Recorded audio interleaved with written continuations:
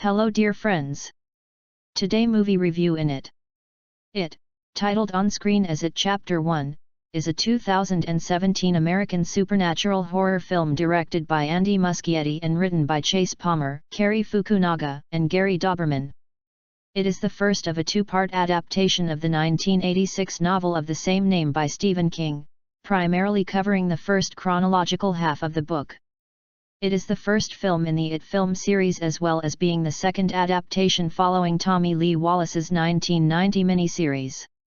456 starring Jaeden Lieberher and Bill Skarsgård, the film was produced by New Line Cinema, KatzSmith Productions, Lin Pictures, and Vertigo Entertainment.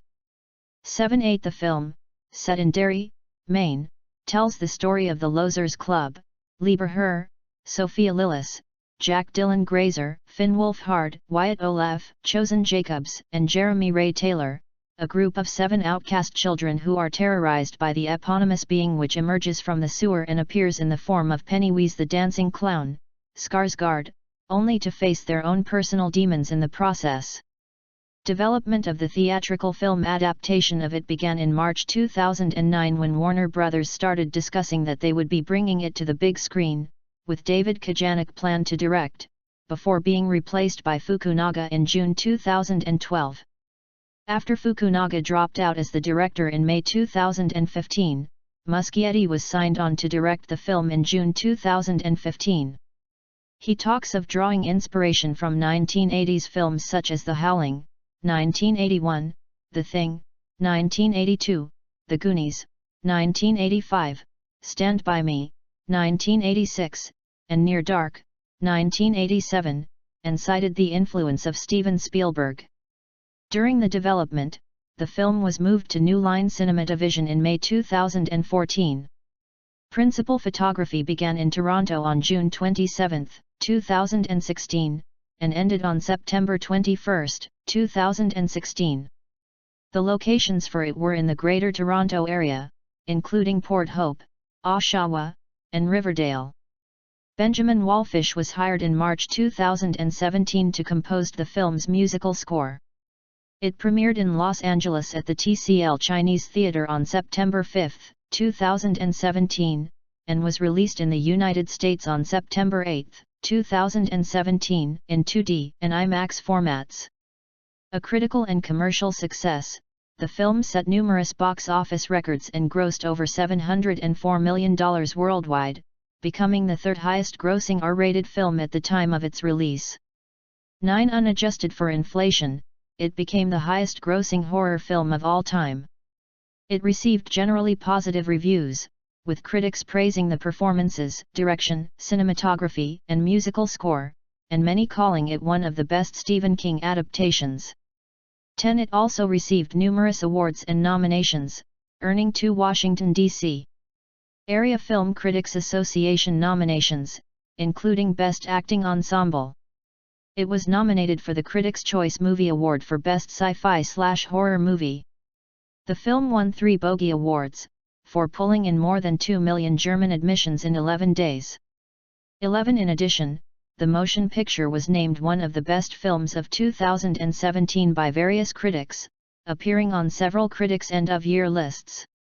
12 The second film, It Chapter 2, was released on September 6, 2019, covering the remaining story from the book. Plot. In October 1988, 12-year-old Bill Denbrough makes a paper sailboat for Georgie, his 6-year-old brother. Georgie sails the boat along the rainy streets of small-town Derry, Maine, only to have it fall down a storm drain. As he attempts to retrieve it, Georgie sees a clown in the drain, who introduces himself as Pennywise the Dancing Clown. Enticing Georgie to come closer, Pennywise bites his arm off and drags him into the sewer. The following summer in June 1989, Bill and his friends Richie Tozier, Eddie Kaspbrak, and Stanley Uris run afoul of older bullies Henry Bowers, Belch Huggins, Patrick Hochstetter, and Victor Chris.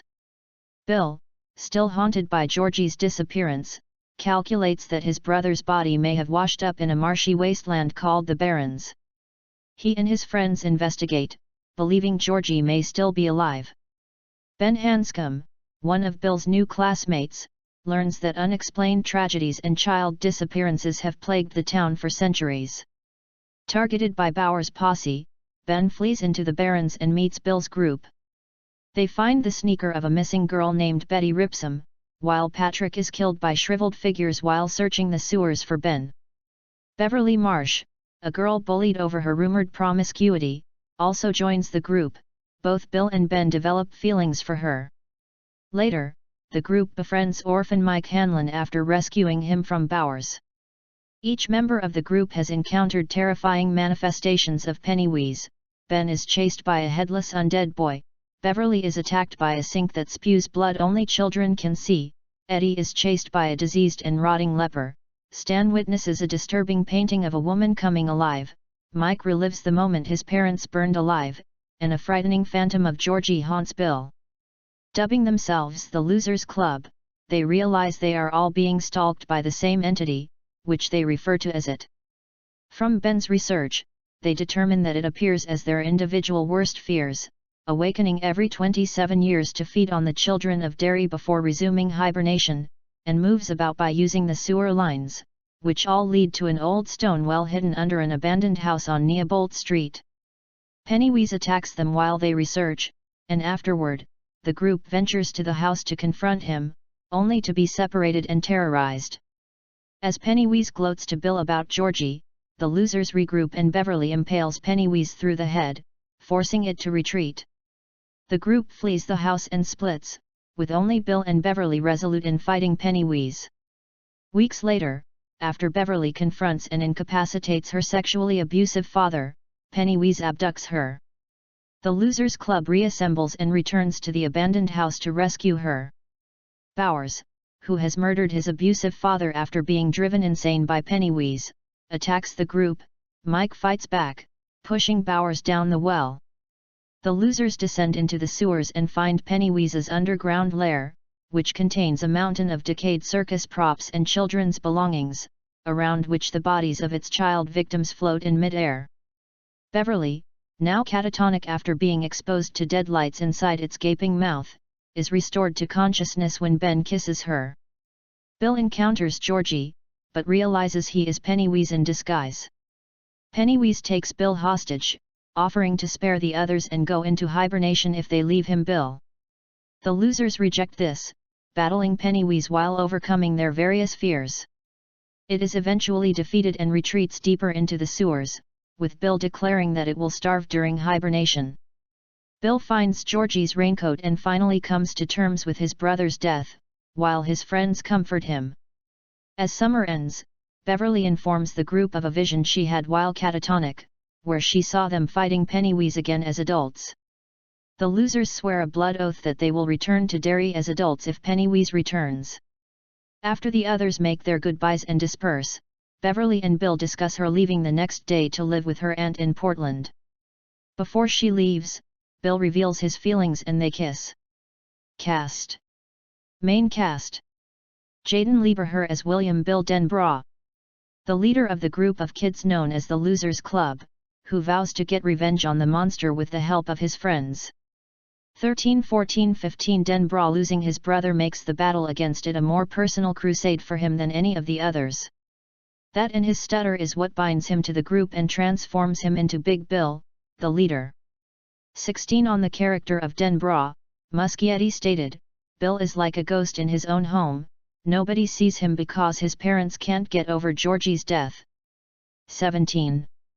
Ty Simpkins was considered for the role in Cary Fukunaga's production. 18-19 On the description of his character, Lieberher remarked of Bill that, he's very strong and never backs down. He does what he thinks is right and would do anything for the people that he loves. 20. Lieberher spoke of influences such as YouTube and Colin Firth's performance in The King's Speech, 2010, in assisting him to develop Bill's stutter. 21 While researching and getting used to stuttering on certain words, certain syllables, certain letters and sounds. 22. Bill Skarsgård as it/Pennywise the Dancing Clown N1. An ancient, trans-dimensional shape-shifting evil sea creature that awakens every 27 years.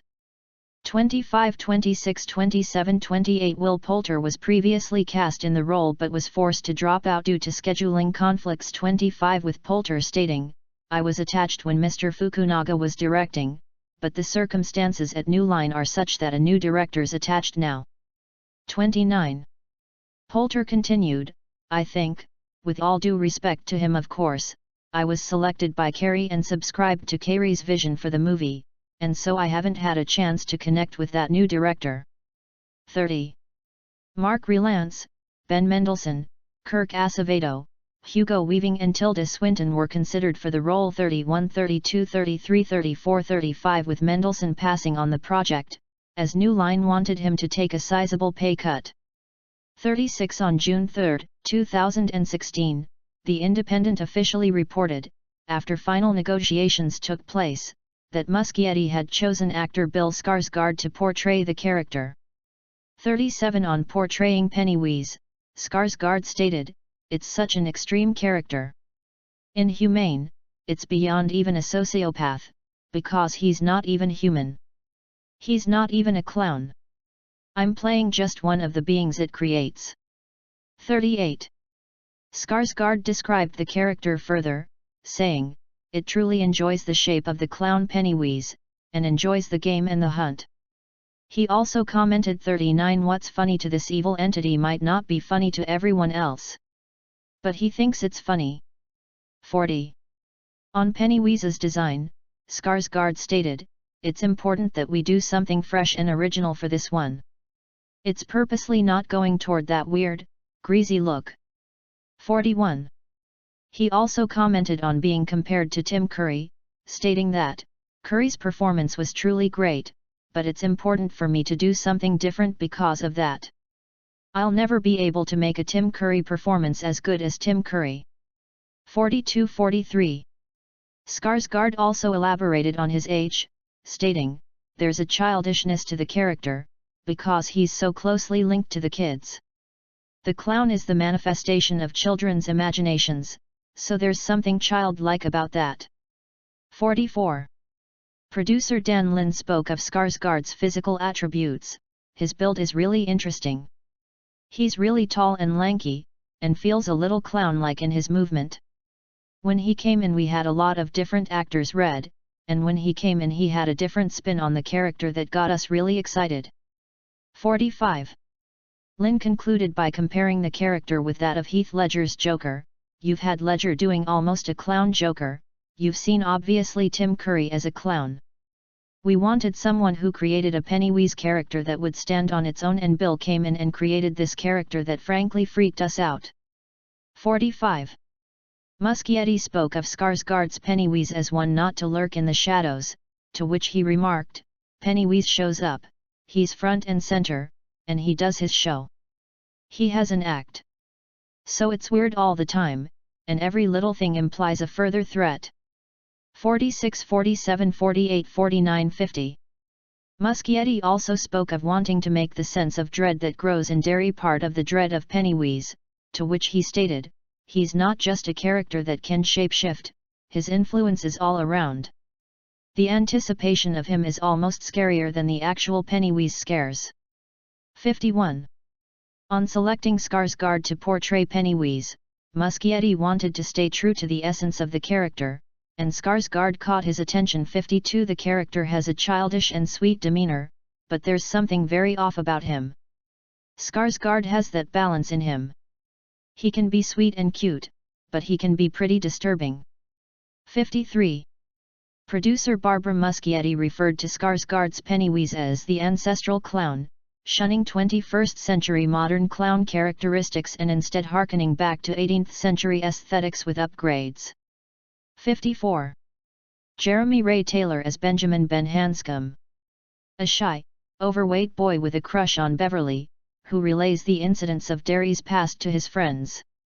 1655-56. On the character of Hanscom, Muschietti spoke of him knowing a situation of despair, on top of the terror of it and the fear of heights, and added, "Ben is bullied at school." 57. Sophia Lillis as Beverly Bev Marsh. A flame-haired tomboy who fends off an abusive father at home, while forming a strong bond with Ben. 58-59 Beverly's losership wasn't defined by the fact she was abused but by her poverty. 1655 On the character of Marsh, Muschietti stated, Beverly's case is of course the worst, because it's about sexual abuse on a minor. 60. In an interview with Rolling Stone, Lillis spoke of Muschietti not wanting herself and her co-stars to spend too much time with Skarsgård. We actually weren't allowed to see him until our scenes, because we wanted the horror to be real. 61.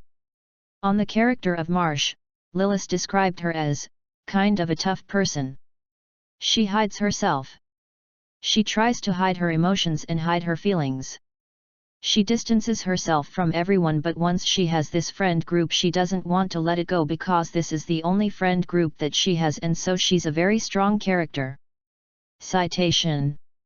Needed working with Muschietti, Lillis, and he developed Marsh as rebelling against her father, with Lillis having independence with the character, while also stating, we definitely talked about her mother, who was never there, she wasn't even in the movie, but we talked about background for the character. 62. Lillis spoke of how Beverly is someone she aspires to be, relating to her strength, her way of facing her fears. When I read about her, I kind of got the sense that she was someone I could definitely look up to. I would be happy if I had any similarity to her. 63-64. On her connection with her fellow co-stars she noted that the closeness of the friendships formed allowed Lillis connect with her own character. I relate to Beverly the way she deals with her emotions, and the way she was around the losers. I felt that way around the actual actors. 61. Finn Wolfhard as Richard Richie Tozier. The bespectacled best friend of Bill, whose loud mouth and foul language often get him into trouble. 1655 Wolfhard shared the first image of the Losers Club on his Instagram account, with the photo captioned as The Losers Club Take Toronto, showing the cast of actors who will be playing the protagonists of the piece. 65-66 He auditioned for the part of Tozier for Fukunaga's It in 2015, before Fukunaga left. 67 With Wolfhard being the only actor cast in both Muschietti and Fukunaga's version.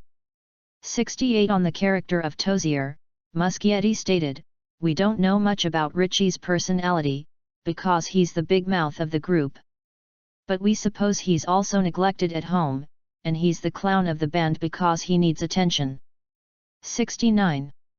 Of his character's changes from the novel to the film, Wolfhard stated, Richie's always been the same. There's some similarities to the book and there's other stuff they added because some of the stuff that we said in this movie you can't say in the 50s. 70. Wolfhard felt that there wasn't much research required in approaching Richie, you just have to read the character breakdown and it helps a lot to see the difference between the characters in the book, and the miniseries, as well to get a raw take on it. 71. In an interview with GQ, Wolfhard spoke of how all of the losers bonded on set, and that the friendship has carried over, that friendship is for real, for sure. Every time I'm in LA, I stay with Wyatt, who plays Stanley. We hang out all the time in LA and wherever they are. 72. Jack Dylan Grazer as Edward Eddie Brack. A sickly boy who only feels truly well when he is with his friends. 1673 The off-screen friendships began to influence the on-screen friendships, with Grazer recalling a scene where they were able to draw on their genuine feelings for one another for a particularly emotional scene. 74 We're lifelong friends now in reality and in the movie. We're shooting a scene now where Stanley or Wyatt is breaking down and we're all huddling around him crying, and it's an amazing powerful scene. Because of the friendships, it's real. 74. He highlighted his enjoyment of the intense scenes he had with Skarsgård, stating, I remember one scene after he was done choking me and stuff, he goes, Jack, are you okay? And I was like, yeah. That was so much fun. I love what you're doing with the character, like let's do that again. 75-76. On his experiences with Muschietti, Grazer mentioned his usage of storyboards for scenes while also stating, but to break us into character I actually felt like I was pretty close to Eddie. We'd stick to our guns about a lot of things, we really didn't back down on our opinions. 77. Grazer spoke of his appreciation of films such as Lethal Weapon 2, 1989, and Batman, 1989, that gave him insight on how he could improvise or reuse those things as references to the time period. 78. Wyatt Oleff as Stanley Stan Uris. The pragmatic son of a rabbi, whose bar mitzvah studies are haunted by a ghoulish woman from a painting. 1679. Andy Muschietti made Stanley the son of a rabbi, which is a change from the novel, to add a bit of that sense of responsibility, while to show oppression from his father, with the theme of oppression being a recurring force in the story of the adults of Derry. 81. Oleff recalled his first scene shot being a speech at his bar mitzvah. I had a ton of lines to memorize and they even added a whole new paragraph while we were filming. I was like, oh boy. After a while it got a lot easier to say over and over again. Sick it was, like, 10 hours filming that scene. 82. On the character of Uris, Oleff spoke by stating, Stanley, in the group is the last one to believe that it is actually real because he just doesn't want to.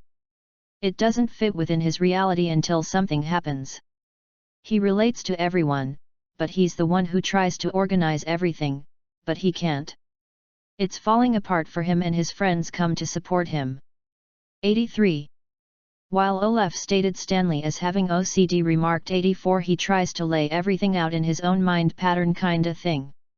And Pennywise comes along and just shatters everything. He's definitely the most scared. 84. Uris suffers from an injury sustained at the end of Muschietti's It, to which Oleff remarks he's been scarred, I guess you can say, but Stanley is scarred mentally and physically by these marks. They're permanent, so every time he would look in the mirror he'd see it and be reminded about what happened. 83. Oleff spoke of his research into the 1980s in which his parents helped him, as they told me a lot about the 80s and what music. I've been listening to a lot of 80s music recently. That's helped me get into character. I made a playlist of what I think Stanley would listen to in the 80s. 85. Oleff also spoke of the fellowship between his CO stars and himself, where he states, I think that translates on screen. You could see the friendship we have on and off screen. We've been together for so long that you can see our connection, in our characters, but also it's us connecting as humans and friends. 86. Relating to sensitivity in emotions, Oleff compared himself to Uris when stating, Stanley tries to hide his emotions and sometimes I accidentally do that as well. So I can definitely relate to him in that way. One way to describe Stanley is like the voice of reason that no one listens to, and that's also me in real life. Citation needed. Chosen Jacobs as Michael Mike Hanlon. A sweet, softly spoken black boy living on the outskirts of Derry on his grandfather's farm. 87. When describing Hanlon, Jacobs stated that although Mike's more independent in characterization, he's still an 80s character, while elaborating by stating, I mean he doesn't have any friends growing up, isolated, black, in the 80s, in a primarily Caucasian environment, so I think he's just got a sweetness about him. 88. On the characterization of Hanlon, Jacobs said, finding friends that accept him for who he is means a lot to him. So he would never betray that friendship, and I feel like I'm kind of that way, or at least I try to be. Citation needed. Jacobs also mentioned, I always say this because it's so true, Mike is the best friend anyone could ask for, just because he's been so isolated and he really appreciates friendships. 89. While stating that he was excited to portray Hanlon as, I loved the depth of Mike, because he's just kind of a sweet, backbone type of guy. He's the guy you bring back to moms. I appreciated being able to play that character. 90. Jacobs felt that portraying Hanlon wasn't difficult as he just had to channel the best aspects of himself, while suggesting they have many similarities and some differences. 89. He brought up the element of Hanlon being one of the only African Americans in Derry, while stating that he and the other losers all have similar isolationism. 91. He grew up the outsider because of racial tension, which separated him. That makes him really appreciate when someone says, hey, I like you for who you are. 91 Jacobs highlighted the bond Mike shares with his Losers Club friends while also stating 86 Pennywise is just a symbol for all the hard things that happen in life that bring people together. Of course we changed. We became more mature. Some people break out of their shells, some people retract into themselves because it's scary. This horror film is more than just horror. It's a coming-of-age movie. 86 On the experience of shooting Muschietti's film, Jacobs spoke of it as my favorite summer of my 16 long years on Earth. 92. Nicholas Hamilton as Henry Bowers. A young sociopath who leads the Bowers gang, and terrorizes the Losers Club. 93-94 On the character of Bowers, Hamilton stated, "You see a lot of characters in movies who are just bullies and just there to be the antagonist and mess with the main character. With Bowers, he has so many different layers to him, with his father being the way he is and him having to live up to that." 95. Hamilton prepared for the role by studying Jared Blanchard's portrayal of the character in it, 1990, and in Hamilton's words, "Watched all the bits of my original character for research." 96 Blanchard spoke to Hamilton, with Blanchard giving him advice on how to handle some of the psychopathicness and general meanness of Bowers. 97 Hamilton added, "Through the character of Bowers, that there's stuff that I have to do that is really creepy and the opportunity to help share my psychotic side has been really fun." 96. Additionally, Hamilton spoke of a scene shared with Ray Taylor, wherein he had to terrorize the hell out of him and get right in his face. 96. Hamilton highlighted the generic portrayal bullying and the bully in any movie, to which he stated, "Bowers and his gang are just so much different. There's a story, there's layers, he's vulnerable at times, he's not just the dick, so I really like that. There's definitely stuff to play around with." Citation needed. Jackson Robert Scott as Georgie Denbrough. The innocent, energetic 7-year-old brother of Bill Denbrough, whose death at the hands of Pennywise results in the next summer's events. 98-99. Additional cast. Owen Teague as Patrick Hochstetter, a psychopath who keeps a refrigerator full of animals that he has killed 101. Logan Thompson as Victor Vic Chris, the inseparable friend of Henry Bowers 102, 103, 104. Jake Sim as Reginald Belch Huggins, the biggest, strongest and clumsiest member of the Bowers gang 99. Javier Botet as the leper, a rotting homeless man that encounters Eddie Kisbrack under the porch of the house on 29 Neobolt Street 105, 106, 107. Tatum Lee as Judith, one of its horrifying creations 108. Stephen Williams as Leroy Hanlon, the grandfather of Mike Hanlon who runs a nearby abattoir 99. Stephen Bogaert as Alvin Marsh, the abusive father of Beverly Marsh 109. Jeffrey Poundset as Zach Denbrough, the father of Bill and George Denbrough 110. Pip Dwyer as Sharon Denbrough, the caring and loving mother of Bill and George Denbrough 99. Ari Cohen as Rabbi Uris, Stanley Uris's father and mentor in the Jewish religion. 110-111. Stuart Hughes as Oscar Butch Bowers, a racist and abusive officer of the Derry Police Department who is the father of Henry Bowers. Butch has a strong dislike towards the Hanlon family, especially Leroy 110. Megan Charpentier as Greta Bowie, a snobby and stuck-up student in Mrs. Douglas's class and a classmate of the Losers Club at Derry Middle School, who lives in the richer parts of Derry. 110-112. Production. The project was in ongoing development since 2009. 113, 114, 115. The proposed film adaptation has gone through 2 major phases of planning, initially with Cary Fukunaga from 2009 to 2015, with the early contributions of screenwriter David Kajanik, and with Andy Muschietti, with Fukunaga remaining in some capacity due to prior screenplay contributions. 107, 116, 117, 118. David Kajanik, 2009-2010. The thing about Stephen King's writing is that he draws his characters so well, it's hard not to imagine they're real people. so it honestly didn't occur to me to try to think of actors in those roles. Pennywise is a bit of a different story, though. His manner is so crucial to what's frightening about him, and it's too much fun to imagine all of the nuances different actors could give him. I think there are 100 actors who could each pull off a fascinating, horrifying Pennywise, and I tried not to get too attached to any one actor in my head. I think the Pennywise in this adaptation is a less self-conscious of his own irony and surreality than was Tim Curry's Pennywise.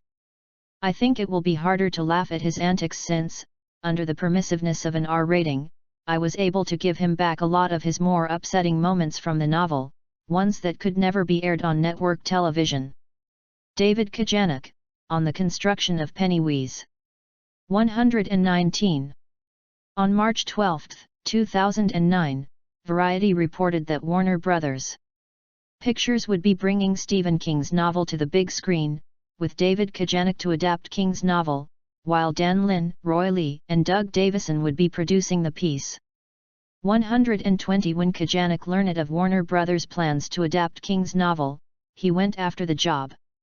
119. Knowing that Warner Bros. Was committed to adapting it as a single feature film, Kajanik began to attempt to try to find a structure that would accommodate such a large number of characters in two different time periods, around 120 pages, which was one of Warner Bros. Stipulations.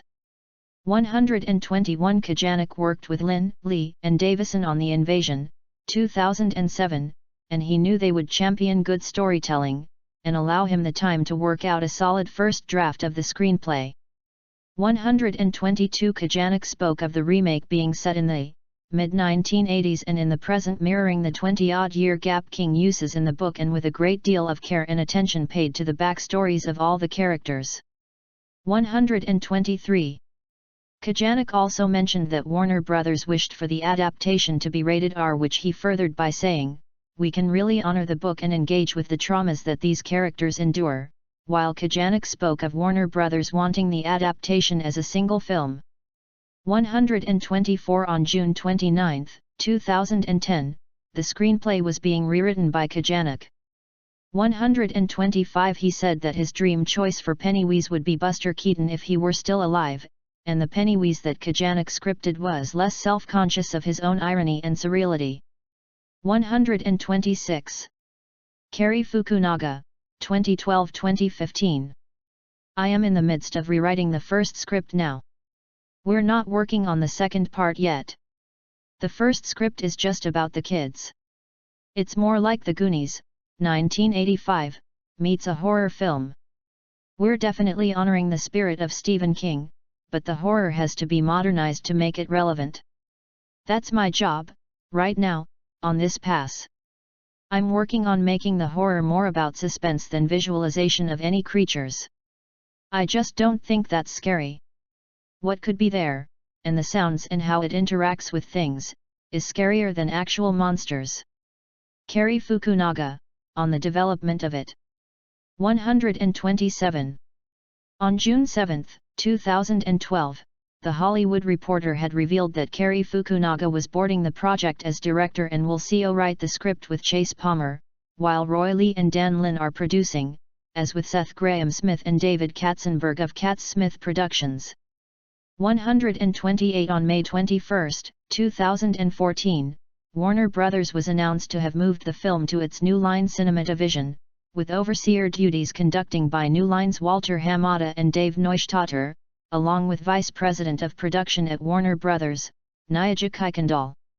7. On December 5, 2014, in an interview with Vulture, Dan Lin announced that the first film will be a coming-of-age story about the children tormented by it, and the second will skip ahead in time as those same characters band together to continue the fight as adults. 129. Lin also stated that Fukunaga was only committed to directing the first film, though was currently closing a deal to co-write the second. Lin concluded by mentioning King, to which he remarked, "The most important thing is that King gave us his blessing. We didn't want to make this unless he felt it was the right way to go, and when we sent him the script, the response that Cary got back was, 'Go with God, please. This is the version the studio should make.' So that was really gratifying." 130. Lin confirmed that Fukunaga would begin principal photography in summer 2016. 131. On February 3, 2015, Fukunaga was interviewed by Slate wherein he spoke about it, while mentioning he has someone in mind for the role of Pennywise. 132. On March 3, 2015, Fukunaga spoke of the film, particularly noting his goal to find the perfect guy to play Pennywise. Fukunaga also revealed that he, Kajanik and Palmer had changed the names and dates in the script, adding, "The spirit is similar to what he'd like to see in cinemas." 133. On May 4, 2015, it was officially announced that Will Poulter had been cast to play Pennywise, after Fukunaga was blown away by his audition. 134. 135. Ty Simpkins was considered to play one of the Losers Club members. 18. On May 25, 2015, it was reported that Fukunaga had dropped out as the director of it. 136. According to the Wrap, Fukunaga clashed with the studio and didn't want to compromise his artistic vision in the wake of budget cuts by New Line, which greenlit the first film at $30 million. 137. However, Fukunaga maintained that wasn't the case, with him stating he had bigger disagreements with New Line over the direction of the story. "I was trying to make an unconventional horror film. It didn't fit into the algorithm of what they knew they could spend and make money back on based on not offending their standard genre audience." 138. He made mention that the budget was perfectly fine, as well as his desire to make Pennywise more than just the clown. 138. Fukunaga concluded by stating, "We invested years and so much anecdotal storytelling in it. Chase and I both put our childhood in that story. So our biggest fear was they were going to take our script and bastardize it, so I'm actually thankful that they are going to rewrite the script. I wouldn't want them to stealing our childhood memories and using that. I was honoring King's spirit of it, but I needed to update it. King saw an earlier draft and liked it." 138. 139. On Fukunaga's departure, King wrote, "The remake of IT may be dead or undead, but we'll always have Tim Curry. He's still floating down in the sewers of Derry." 140. 141. Andy Muschietti, 2015-2017. The way Cary intended to execute the script is something that only he can talk about. "I can say my version of it highly emphasizes Pennywise's most terrifying virtue, which is its ability to materialize into your worst fear. I want to take people in a journey into Pennywise's world through a disturbing, surrealistic and intoxicating experience that will leave nobody at ease." Andy Muschietti, on his version of it. 142. On July 16, 2015, it was announced that Andy Muschietti was in negotiations to direct it, with New Line beginning a search for a new writer to tailor a script to Muschietti's vision. 143. 144. With the announcement also confirming the possible participation of Muschietti's sister, Barbara Muschietti, as a producer, and Richard Breener joining Hamada, Neustadter, and Kuykendall to oversee the project.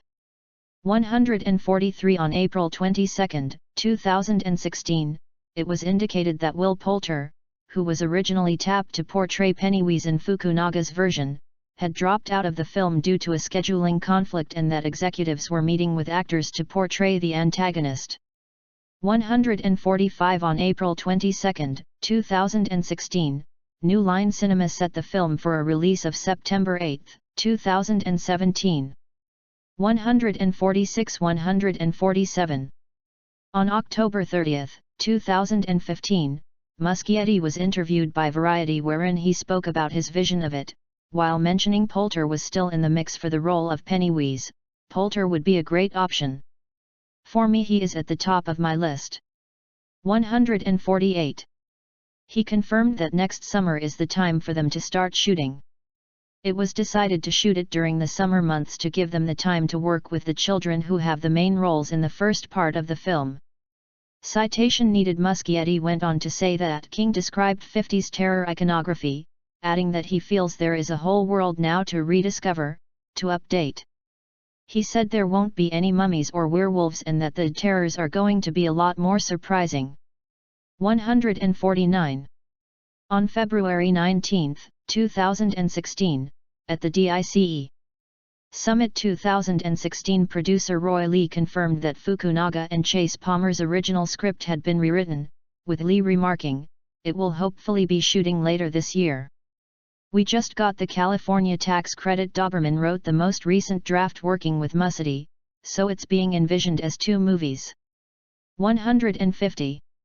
On May 5, 2016, in an interview with Collider, David Kajanik expressed uncertainty as to whether drafts of his original screenplay would be used by Dauberman and Muschietti. 151, with the writer stating, "We know there's a new director.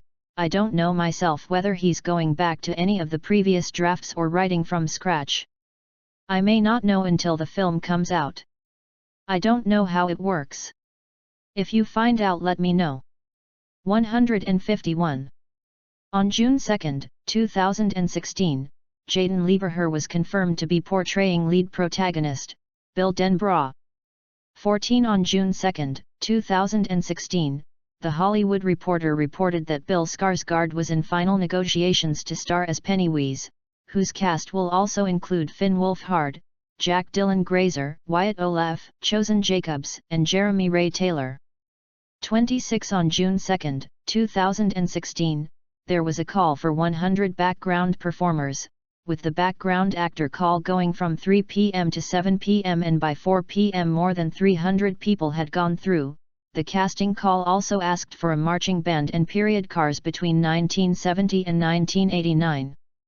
152. On February 18, 2016, The Hollywood Reporter reported that Owen Teague was set to portray Patrick Hocksetter. 100. On June 21, 2016, it was officially announced that Nicholas Hamilton had been cast to play Henry Bowers. 153. On June 21, 2016, Bloody Disgusting reported that Javier Botet was added to the cast shortly before filming commenced. 154. 155. On June 22, 2016, Deadline Hollywood reported that Muschietti had chosen actress Sophia Lillis to portray Beverly Marsh. 59. On June 24, 2016, Movie Pilot reported that Stephen Bogaert was added to the cast shortly before filming commenced, with Bogaert portraying Al Marsh, the abusive father of Beverly Marsh. 109.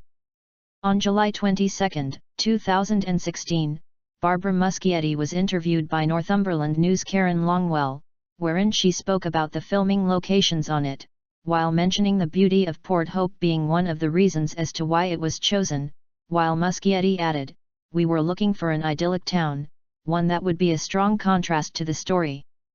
Port Hope is the kind of place we all wish we had grown up in, long summers riding bicycles, walks by the lake, a lovely main street, charming homes with green lawns, warm people." 102. Muschietti also mentioned that 360 extras from the area, from adults to tiny kids, had been involved.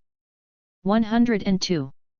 On August 11, 2016, at the CWTCA presentation for the upcoming series Frequency, producer Dan Lin spoke of the piece's comparison to Netflix's Stranger Things, with Lee describing it being a homage to 80s movies, while remarking, "I think a great analogy is actually Stranger Things, and we're seeing it on Netflix right now. It's very much an homage to 80s movies, whether it's classic Stephen King or even Spielberg. Think about Stand By Me, 1986, as far as the bonding amongst the kids. But there is a really scary element in Pennywise." 45. Lin continued, speaking of how well the young cast has bonded in these first weeks of shooting. Lin stated, "We clearly had a great dynamic amongst the kids. Really great chemistry is always a challenging thing with a movie like it because you're casting kids who don't have a ton of experience, but it ended up being really natural. Each kid, like The Goonies, 1985, or Stand By Me, 1986, has a very specific personality and they're forming the Losers Club obviously. We've spent a few months getting the kids to bond and now they're going to fight this evil, scary clown. 45. On February 9, 2017, at the press day for the Lego Batman movie, 2017, Lin confirmed that it is going to be rated R by the MPAA, to which he stated to Collider.com's Steve Weintraub, "If you're going to make a rated R movie, you have to fully embrace what it is, and you have to embrace the source material. It is a scary clown that's trying to kill kids. They do have a scary clown that's taken over the town of Derry, so it's going to be rated R." 156. On March 11, 2017, Muschietti, at the SXSW Festival, spoke of an element of the pre-production phase in his attempt to keep Skarsgård separated from the film's child actors, wherein the actor wasn't introduced to the young cast until Pennywise's first encounter with the children. 157. It was something that we agreed on, and that's how it happened. The day that he showed up on the stage, they fucking freaked out. Bill is like 7 foot high, and I can't describe how scary he looks in person. He's a wiry man, crouching, making sounds, snotting, drooling, speaking in Swedish sometimes. Terrifying. 158. Muschietti stated that the story had been moved forward, with the scenes with the Young Losers Club shifting from the 1950s to the 1980s, while also describing their plot as getting much wider, with new material not in the novel or the 1990 miniseries. 159. However, Muschietti said he hoped it would still strike the same emotional resonance that the book did for him when he first read it. It's all about trying to hit the core and the heart. 159. On July 12, 2017, Muschietti, in an interview with French magazine Mad Movies, spoke of when developing the R-rated film, in which allowed him to go into very adult themes, which was championed from the people at New Line Cinema.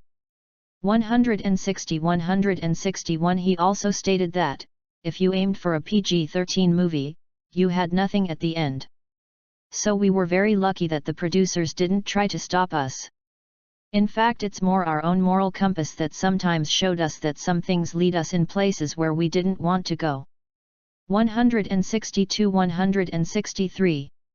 In the same interview, on July 12, 2017, producer Barbara Muschietti added that there was only one scene that was deemed to be too horrific to feature in the new adaptation, in which she stated 164 you won't find the scene where a kid has his back broken and is thrown in the toilets. We thought that the visual translation of that scene had something that was really too much. 165-166. Muschietti concluded by emphasizing that nothing was removed from the original vision, nor was the violence of any event watered down. 167. On July 19, 2017, in an interview with Variety's Brent Lang, director Muschietti commented of the monstrous forms that it shall be taking, as well as noting the fact that they'll be very different from the incarnations present in King's story, in which he stated 168 the story is the same, but there are changes in the things the kids are scared of. In the book they're children in the 50s, so the incarnations of the monsters are mainly from movies, so it's Wolfman, the Mummy, Frankenstein, and Dracula. I had a different approach. I wanted to bring out deeper fears, based not only on movie monsters but on childhood traumas. 169-170. While on the topic of what being the key to a successful horror film, Muschietti concluded by remarking that stay true to what scares you. If you don't respect that, you can't scare anyone. 171. Muschietti explained how Skarsgård caught his attention to embody Pennywise, while pointing out that he didn't want the young cast to spend too much time with the actor when not shooting, and encouraged the cast to maintain distance between them, wherein Muschietti detailed 172-173 we wanted to carry the impact of the encounters to when the cameras were rolling. The first scene where Bill interacted with the children, it was fun to see how the plan worked. The kids were really creeped out by Bill. He's pretty intimidating because he's 6'4" and has all this makeup. 174. Filming. Port Hope had undergone a number of changes to transform it into the town of Derry. Production designer Marale Parashloop went to Bangor, Maine, to scope out locations including the Thomas Hill Standpipe, the land running alongside the Kenduskeag stream that in it is called the Barrens. It was confirmed on March 31, 2015, and the waterworks on the Penobscot River. 175 Le Parashloop said during her tour that they were hoping to shoot some scenes in the city and possibly get some aerial shots, although currently the leading locations for the majority of filming for the movie are in Yonkers, New York, and in upstate New York. 175 On May 31, 2016, Third Act Productions was confirmed to have applied to film interior and exterior scenes for it in the municipality of Port Hope, Ontario, with filming slated for various locations around the municipality from July 11, 2016, up until July 18, 2016.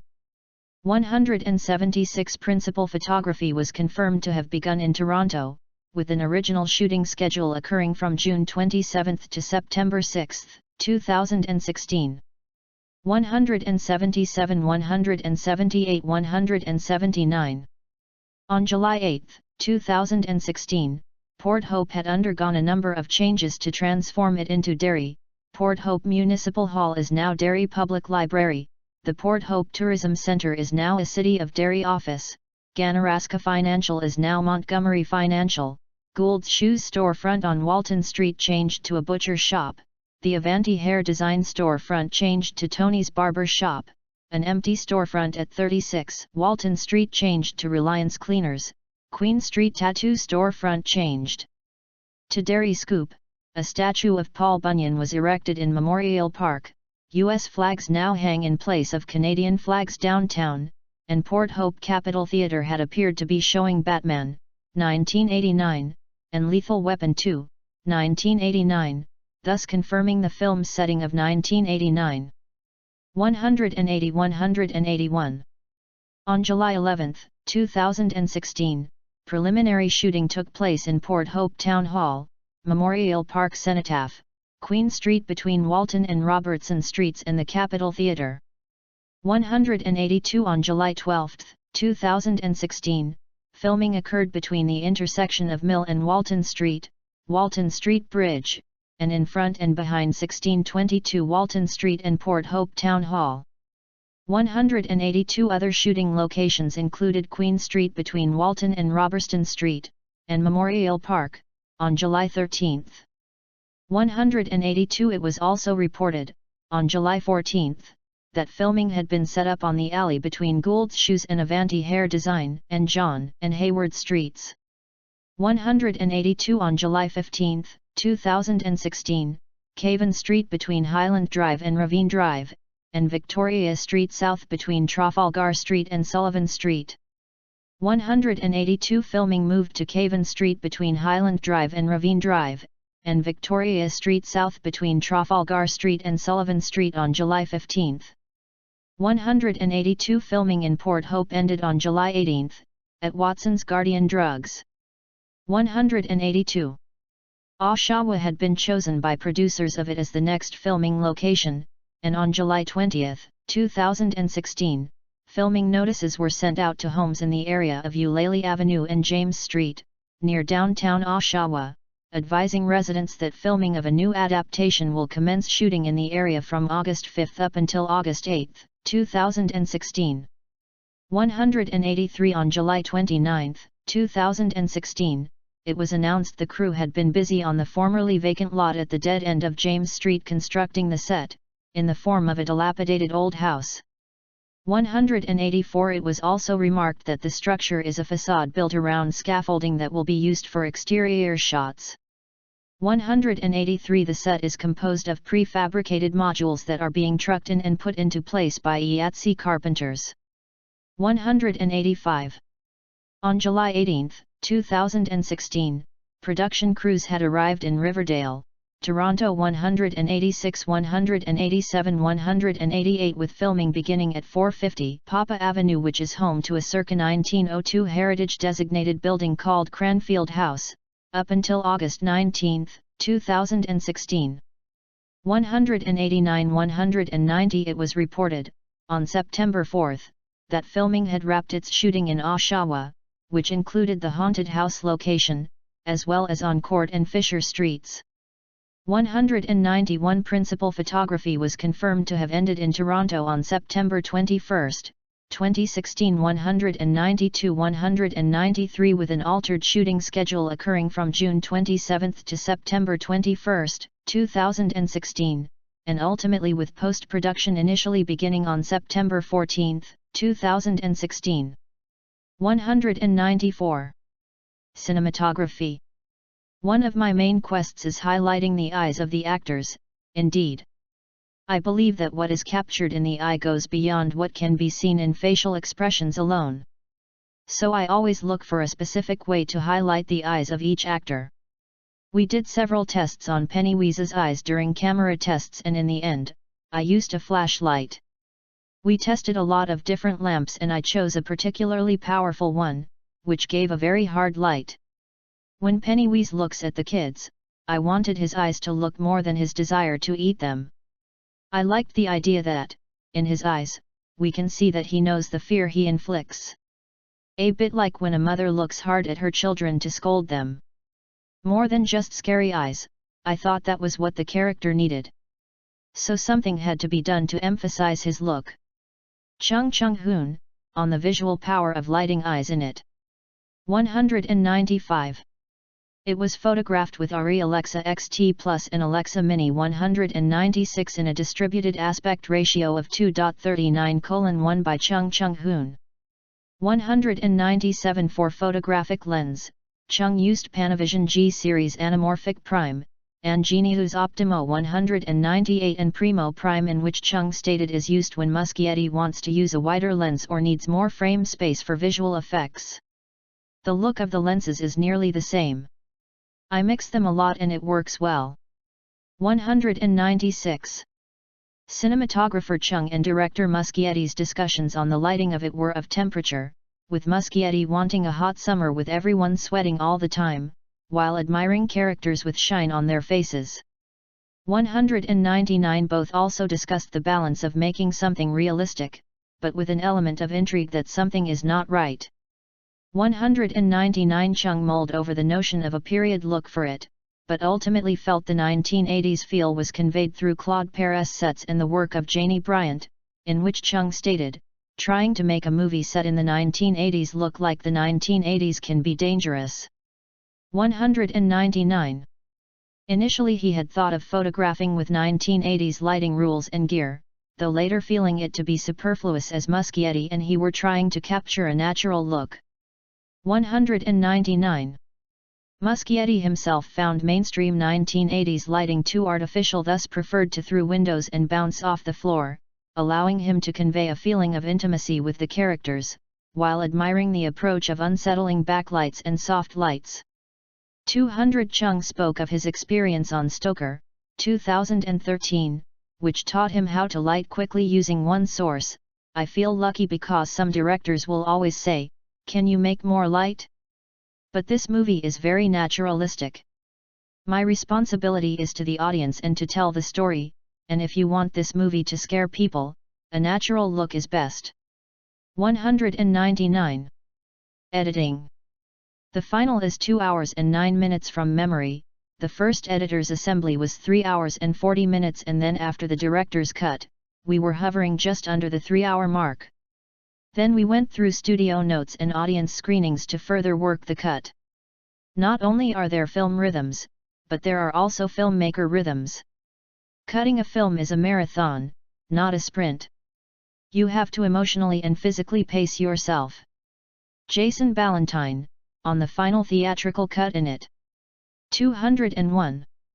Film editor Jason Ballantyne spoke of the difference in pacing and rhythm that comes with horror in it, in which a story like this was broken up into individual encounters with Pennywise for each of the characters, thus requiring a particular approach.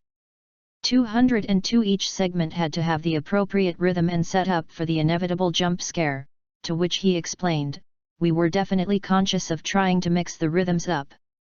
Each encounter became somewhat more elaborate for the jump scare in terms of what was shot. The first assembly was massively long. So it did mean that screen time had to be dropped, either through the tightening of existing sequences or even scene deletions. 202.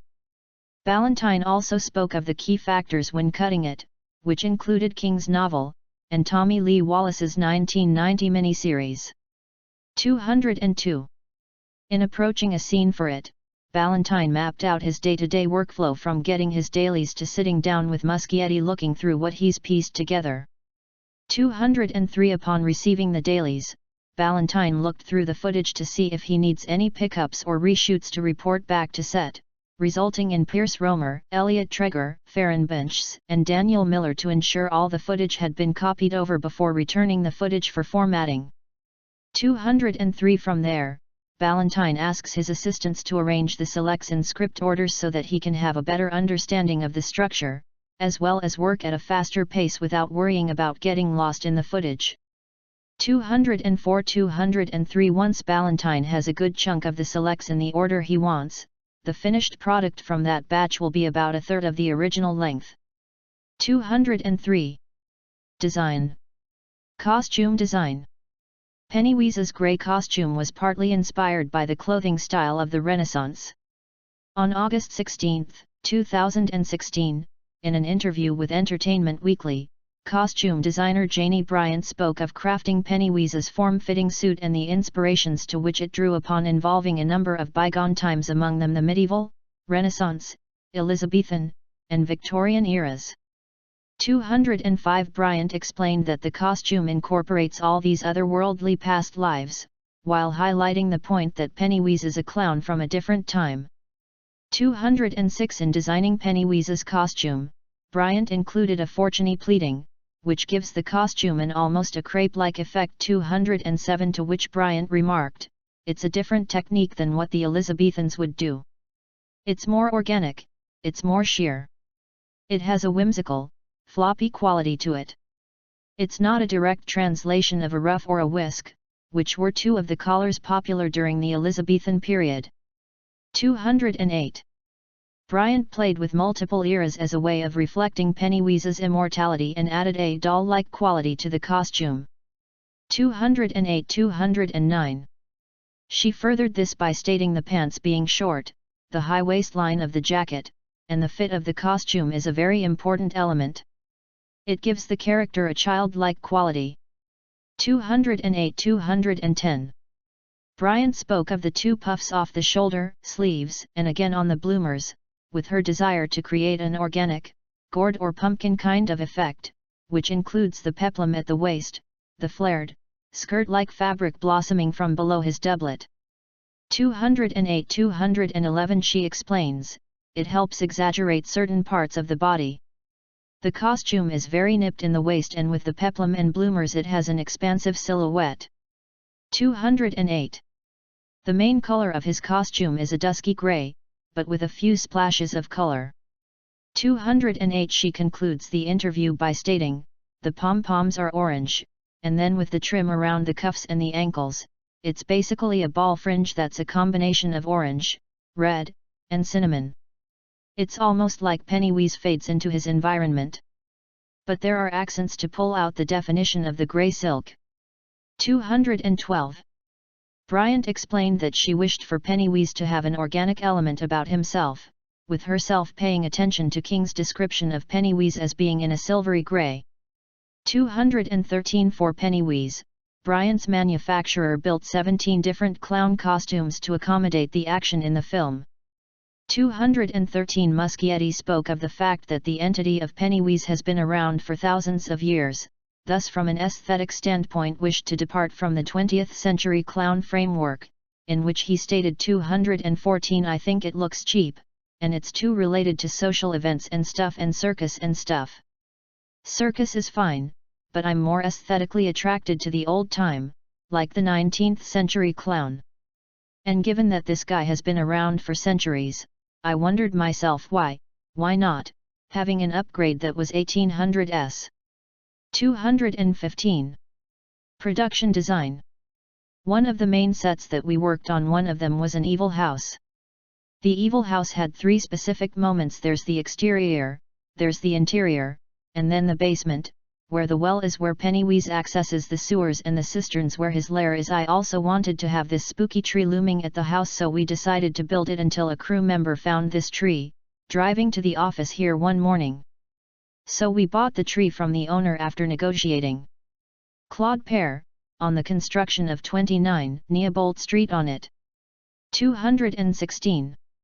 Production designer Claude Pear commented that apart from 29 Newbold Street, that the other main component of Muschietti's it were both the sewers and the cistern, to which Muschietti and himself worked every morning for roughly 3 months, observing 217, looking at the plans and attempting to figure out what was the best pattern for themselves on stages. 218 They had access to a rather precise stage, though having to make profit as much as they could, of what they had. 216 Pear discussed about knowing that Muschietti and himself had to have a culvert entrance in the Barrens, somewhere in or around Toronto. 216.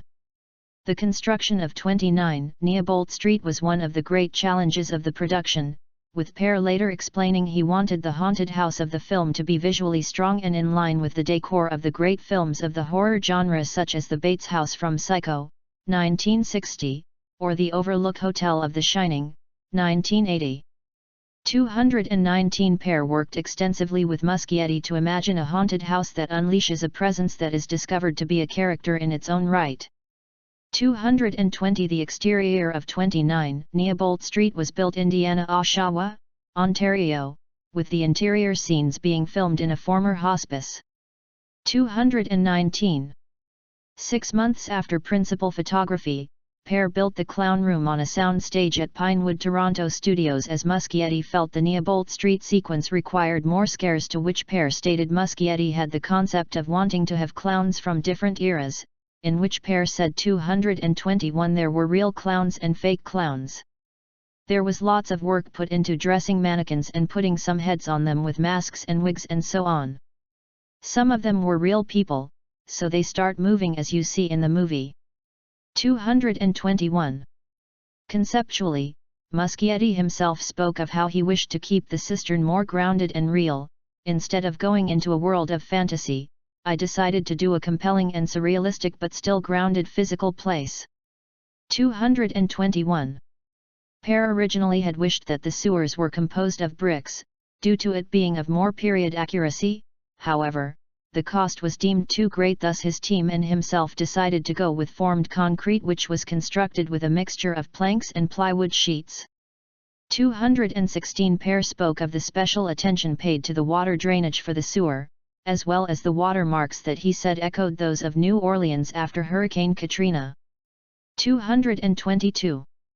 Pear later explained that his team looked at the location, with them later having kids climb up and down, to which later resulted in the construction of the well on the stage, which connects Pennywise's tunnel, giving access to the tunnels, which in turn gives access to the cistern. 216, which is the giant set that we're shooting now, and in which Pennywise has his wagon and on top of which there's a pile of all the clothes and toys of the dead kids over the many centuries.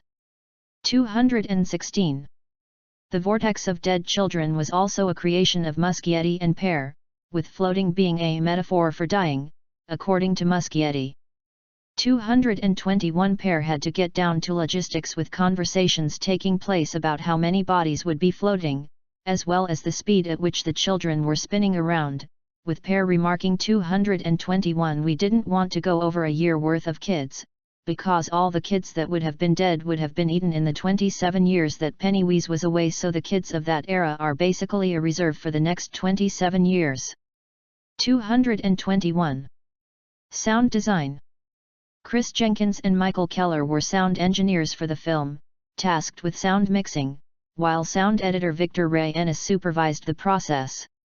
223 Director Muschietti was clear unto the sound engineers about every aspect of the soundscape, especially when it came to dynamics.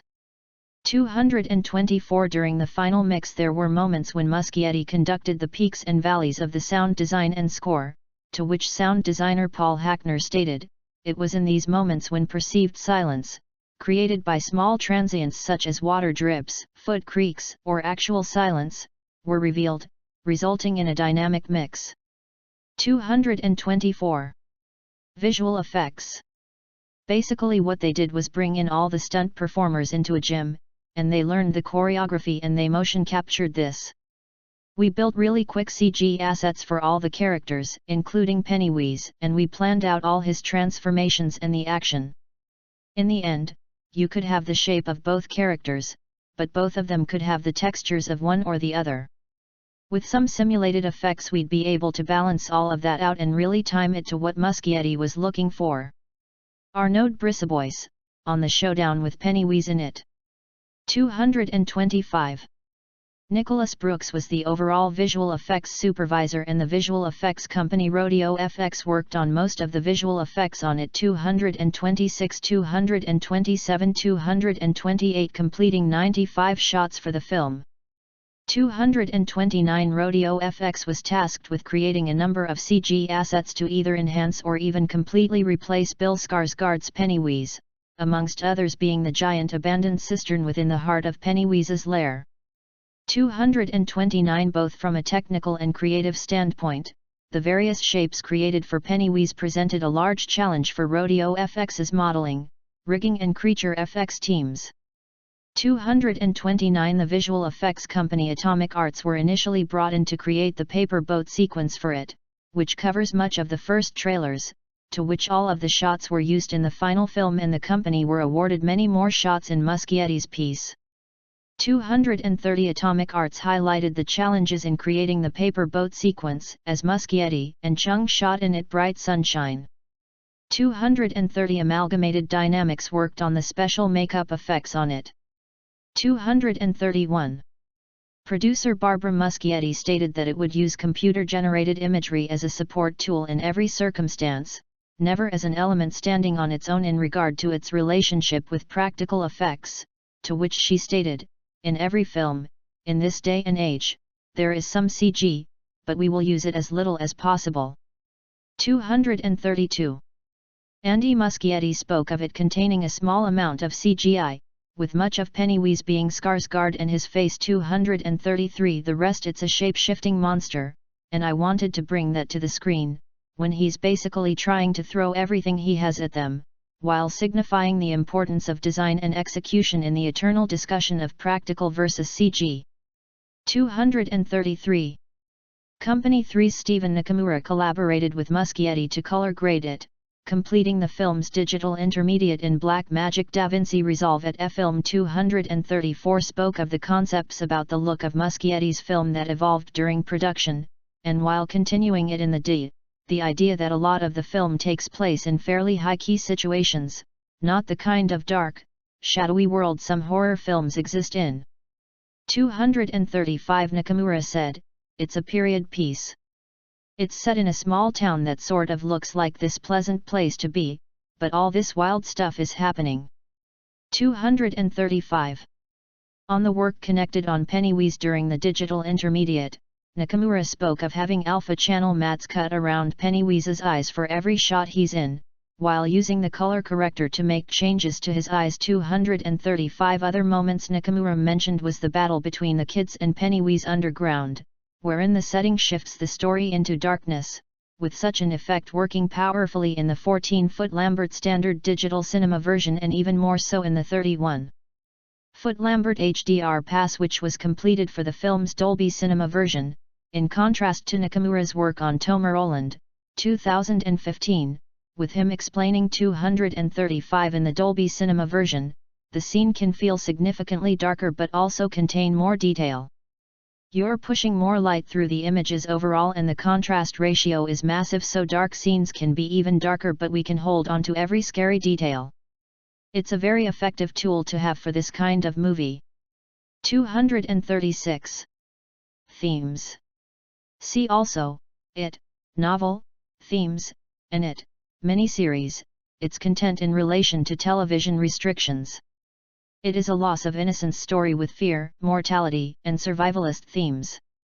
237 Muschietti remarked of the film's elements of coming of age and issues of mortality, wherein he states such themes are prevalent in King's book, though that in reality these occur in a more progressive way. 238 There's a passage in it that reads, "Being a kid is learning how to live and being an adult is learning how to die." There's a bit of a metaphor of that, and it just happens in a very brutal way, of course. 238. He also mentioned the characterization of Pennywise's survivalist attitude, and a passage in the novel which inspired Muschietti, was when Bill wonders if Pennywise is eating children simply because that's what we're told monsters do. In stating 239, it's a tiny bit of information, but that sticks with you so much. Maybe it is real as long as children believe in it. And in a way, Pennywise's character is motivated by survival. In order to be alive in the imagination of children, he has to keep killing. 240-241. While Muschietti acknowledges it to be a horror film, he, too, felt that it's not simply just that, it's a story of love and friendship and a lot of other beautiful emotions. 242. Influences. We were fans of horror at very early age. We were exposed to horror movies very early in life, so there was this addiction we carried very early, and then came Stephen King. We're very big fans of his. He's my literary hero. It all started with Pet Sematary, but then it came along, and for me, it was a mind-blowing experience.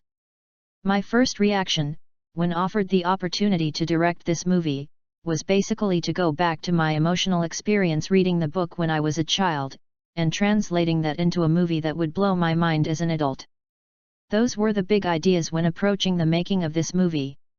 Andy Muschietti on King's influence in his approach to it. 243. Director Andy Muschietti said influences on it included the visceral authority of horror cinema, The Howling, 1981, The Thing, 1982, and Near Dark, 1987. 244. He also spoke of the influential contributions of Clive Barker and John Carpenter. 244. He cited the influence of Steven Spielberg in the way of understanding story and filmmaking, because he has such a strong emotional element to all his stories, while crediting Stephen King, alongside directors such as Carpenter and Joe Dante. 245. He also sought to emulate the whimsical and nostalgic perspective on childhood, while providing a balance with a much harsher viewpoint. 246. He stated, the tone of the movie regarding what childhood is and experiences of childhood is pretty wide. There's the Spielberg moments and there's the Larry Clark moments. 246. Muschietti spoke of bringing certain cultural experience within the genre to it, in which he highlights his devotion to horror coming from international horror films and literature, to which he stated 247. There's other sides to my storytelling influences that comes from, of course, Jorge Luis Borges and Adolfo Bioy Caceres and writers like Horatio Quiroga, but you know, my love for horror comes from movies that were mainly English language. 247. Muschietti based his portrayal of bullying in it as an homage to personal experience in the 80s with bullies, through the pure cruelty of Henry Bowers, where he speaks of them being very mean and very expressionist in their art of bullying, which is an aspect he wanted to explore. 247. The sequence with Judith, the woman in the portrait whose form it assumes to terrify Stan, was based on Muschietti's experience with the paintings of Amedeo Modigliani, one of which hung in Muschietti's childhood home, and which he found frightening, interpreting Modigliani's stylization as monstrous. 248. Skarsgård spoke of Heath Ledger as being an inspiration, while contrasting between Ledger's Joker and his Pennywise, in which he stated, I think the biggest difference between Pennywise and the Joker character, or at least Heath Ledger's interpretation, is that he's far more based in reality. 249. He also sought to not attempt to emulate the performance in The Dark Knight, 2008, he remarked, I deliberately tried to make mine different because it's such a clear, iconic performance, so I wanted to stray away from it as far as possible. 250. Skarsgård studied animal programs to assist him in developing Pennywise's physical behavior, in which he zeroed in on the energy of hyenas and the lower lip scowl of bears as touchstones. 251. While speaking of the inexplicable nature of Pennywise, Skarsgård stated, Ledger's Joker is rooted in the real, you can break down the psychology. But Pennywise is not a real person. 252. Skarsgård explained that Pennywise's succinct shuffles, whilst attacking and lunging toward his targets, were inspired by his little brother, Ocean, to which he stated, "I don't know if you've seen kids run like this, but they move their arms way too fast, and it looks really, really funny. And I just loved the way my brother ran as a kid. It was just out of sync. So I incorporated that into the character, and you get this really explosive effect. It's really unsettling when it happens." 253. In approaching the story, Barbara Muschietti referred to Stephen King's It, 1986, as our Bible, while thinking it to be interesting to respect the proper chronology, with the Muschietti siblings going into the casting process with the book in mind. 254. Muschietti spoke of using Fukunaga and Palmer's original screenplay as a basis, however, skewed it in a different direction. 255. To which her brother stated, "It was a good script, in terms of characters and the depth of characters and such, but it didn't really tap into one of the most attractive traits of the character, which was the shape-shifting qualities." 256. Screenwriter Gary Dauberman said influences on it included Stand By Me, 1986, 257, while stating, "That's one of my favorite stories, so that's an element I wanted to preserve because it's there in the source material. Andy wanted to preserve it and really make that a part of it because I think those moments of levity provide a great contrast to those darker moments, or makes the darker moments feel all that much darker." 257. Dauberman also spoke of the inspiration Muschietti had upon him, as well as director James Wan, while stating that, "A lot of 80s horror movies and such helped to bring that sort of aesthetic and sensibility." 258. Music. Main article, It, Soundtrack. On March 23, 2017, Benjamin Wallfisch was announced as the composer of its score. 259-260. Wallfisch stated that Jerry Goldsmith, John Williams, Alan Silvestri, as well as Dave Gruzin's composition for The Goonies, 1985, were largely influential in the score of It. 261. As he felt so passionate about those big thematic style of scoring, albeit at the same time wishing to go beyond the idea that it would be a purely orchestral and adventurous score. 262. According to Wallfisch, he had to develop a theme for Pennywise which included finding and creating music that could infect all the other melodies, as there are several themes in the film, but the Pennywise score is a very quiet and whispered childlike tune using very high strings.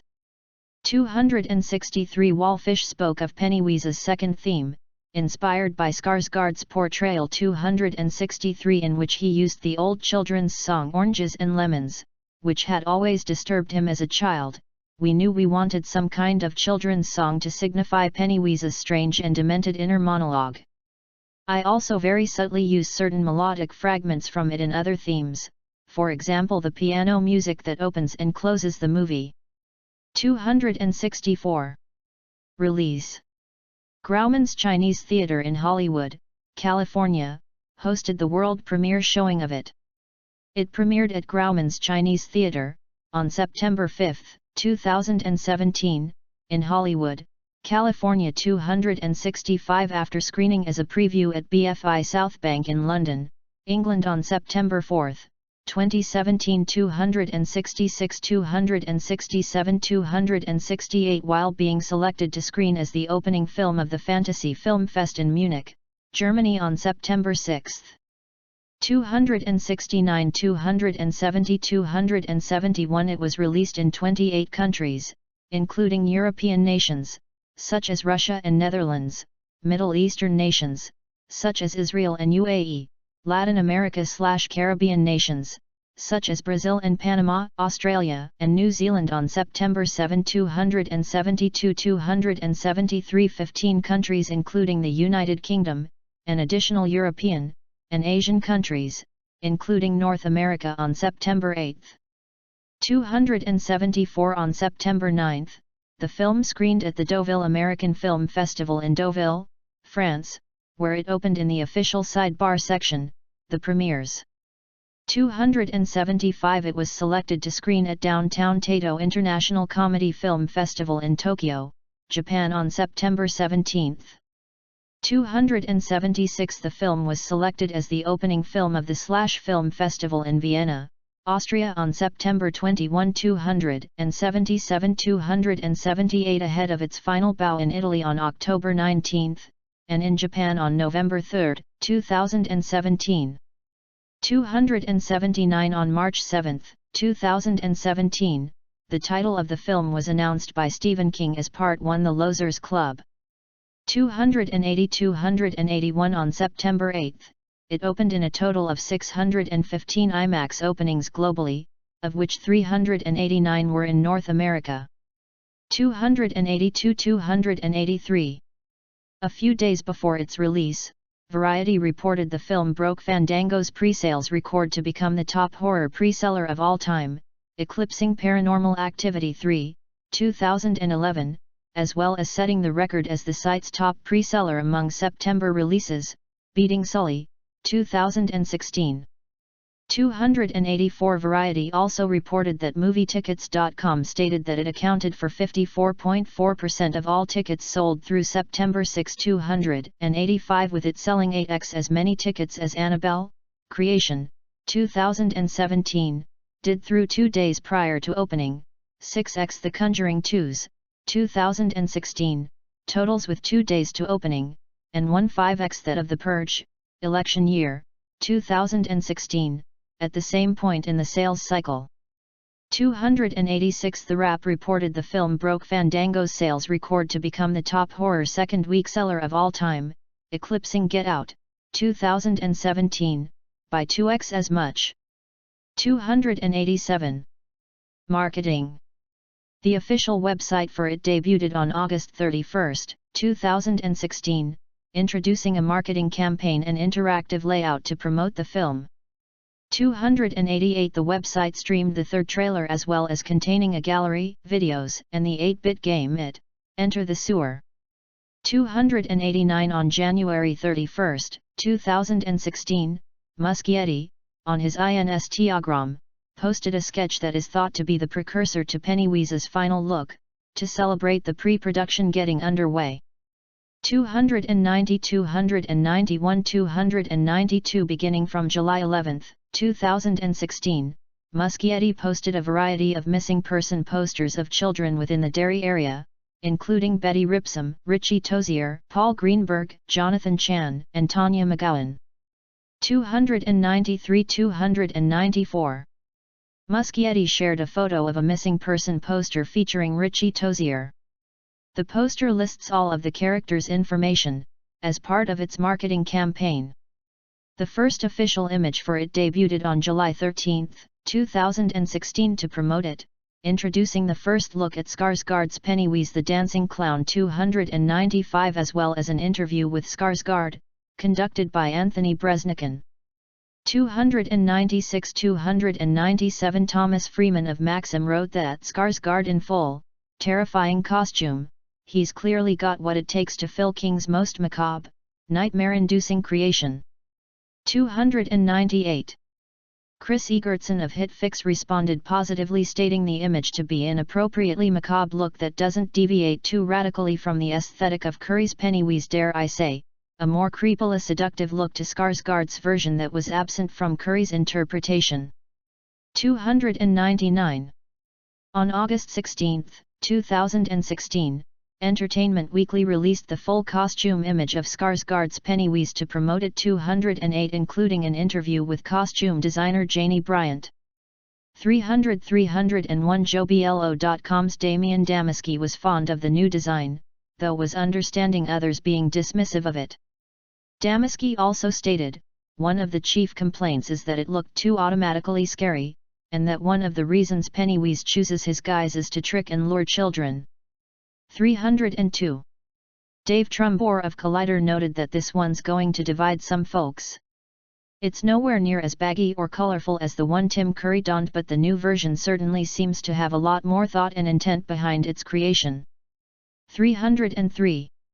Jonathan Barkin of Bloody Disgusting called the image one of drawing attention and curiosity. Barkan then stated, "I don't know if it's morbid curiosity or hopeful wishes, but the overall response to his face and makeup seemed to be quite positive." 304.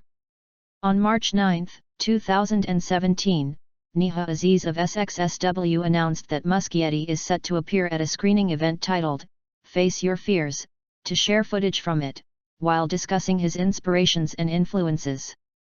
305-306 On March 11, 2017, New Line Cinemas showcased its promotion of it, by releasing a teaser trailer and a scene at the South by Southwest Festival. 307-308 Trace Thurman of Bloody Disgusting heralded the trailer. "It was maybe 90 seconds of footage, but it was a damn impressive 90 seconds of footage. As far as teasers go, it's one of the best that I've ever seen." 309-310 Dread Central's Jonathan Barkan praised the scene, and stated, "The kids are clearly very adept at working off one another. There was a chemistry between the four that was wonderful to see, and it's obvious that Muschietti worked very hard to ensure they were believable."